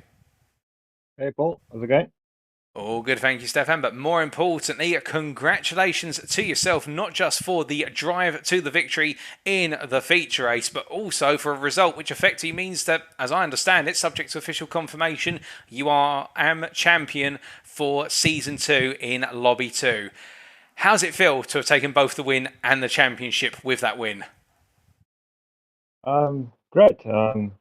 My first league in iRacing, so I was really stoked about how things turned out, stoked about my progression throughout the league, and yeah, very happy with the result today. Happy with the result of the race and happy with the result of the championship. Oh, indeed. And just taking us through things, obviously in the sprint, things did not go to plan. With a little tap on the rear end, seeing you skating across the circuit and cutting your way through the pro drivers who were coming through turn 3. Did that change your perspective going into what was the feature race in terms of, okay, you just need really one good result to seal things up? Because we saw you take quite a slow start to the race. Well, honestly, I went into this round with quite a lead in the Drivers' Championship. But more importantly, in the Teams' Championship, we are 1 point behind. So we are in that fight. So that's a much closer fight. So every point is valuable in that fight. So I was a little bit annoyed with race 1. I was tapped by a guy that was a guest driver in the race. So yes, Sean won that race, but Sean doesn't count for our team points because he's a fourth driver. So effectively, it was not so great for the team championship, race 1. I still came back to finish third, and second, and I had an unbelievable race with Mark Baker. Very awesome. And then race 2 was just, I just had to go for the win because, like I say, not just for my championship, but for the team championship, every single point, every fastest lap, every single thing counts for it, eh? Oh, indeed. And I can appreciate that frustration with regards to the team championship and key points being dropped, but at the same time being able to turn around what was not looking good in the sprint and then being able to bring home such a strong result in the feature. And with that in mind, of course, I take it that makes it feel like a little bit of a bittersweet day at Motegi in terms of it wasn't the perfect day for you and the team. Well, in terms of the team championship, yes, it could have been better, but in terms of the team drivers, Sean did a fantastic job. He got out in front. He had the pace in quali. He was the second fastest AM driver in quali. So, he kept it on track and he deserved the win 100%. So, I'm very happy for that.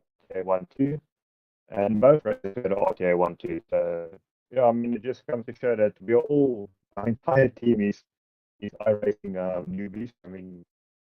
Sean literally I got iRacing in the beginning of this league. Sean got iRacing halfway through the league when he joined. So yeah, we're all new guys to iRacing. So I'm quite impressed by the fact that we are right up there in the team championship. Oh, indeed. And despite you guys being relative rookies, as you say, it's the fact that you guys have come along so fast. Racing Team Astra showing just how strong you guys are and how rapidly you're improving. But if I may just focus a little bit more on yourself in terms of the strategy in the feature, we saw one of the earliest pit stops of the race from yourself, pitting literally just after 20 minutes had passed. It looked as though you'd invested in a huge undercut. Was that the plan, just to simply come in, get yourself some clear track, and then just gain the places through running to a high level of pace? Yeah, it's pretty much the same strat I used at Zolder and a couple of other races, just depending on how the race pans out. So initially, what happens is we get lap 1, lap 2, there's a couple of incidents, you gain a position or two. You get a couple of guys in your own class that you can overtake. And then I generally get caught up behind a pro guy, or in this scenario, it was Paul Williams, it was Sean Skitt, and then it was me catching up to them. So I told Sean, the moment I basically get to within a second of you, I'm going into the pits. So that was the plan, because I knew I had a little bit of pace on them, and I didn't want to sit there for, look, ideally you want to go longer than halfway distance, because then you run a lighter car for more of the time. If you pit early, you run a heavier car for more of the time. But if I'm just going to sit there and lose half a second a lap, I would rather just go to the pits. Yes, I can understand your point there with regards to that mix-up of wanting to run a lighter car for more time. But unfortunately, given the circumstances, you acted to the circumstances, and well, that reaction worked out well for yourself. And now looking ahead to the season finale in a week's time, of course, the team championship still on the cards. Heading to Bathurst, Mount Panorama for our second super endurance race of the season. How are you feeling for the Australian mountain? I like the track. I like it a little bit less than iRacing. I was joking with the guys in the chat, and I was saying I'm busy inspecting the paint on the walls, because yeah, it's going to be a long 2 hours. I won't lie. Oh, indeed. Well, we'll look forward to seeing how you and the Racing Team Astra team get on out Australia in a week's time. But until then, congratulations once again on a brilliant drive to victory in the feature, and thank you for joining us in the interview room. Cool. Cheers, Paul. Have a good one. You too. All the best. Yeah, bye.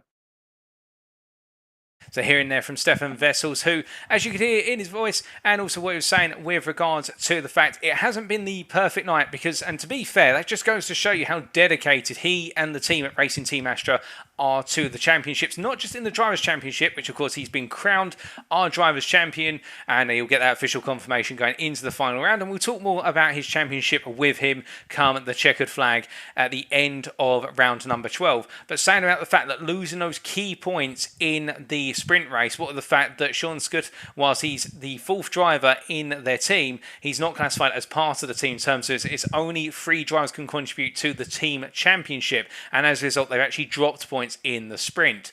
But still, one of the positives that's come out of it is the fact that the team are really on form in the combination of Davide Favo, Elwin Sykes, Sean Scudder and Stefan Wessels, and they're showing that pace, and the majority, if not all, are relatively inexperienced, and they're building up that experience and that pace very rapidly. So I think we can understand that degree of frustration, but also at the same time that degree of pride really shining through, and it's going to be definitely interesting to see how Wessels gets on at Bathurst and whether he and the team can bring home the team championship after all 12 rounds.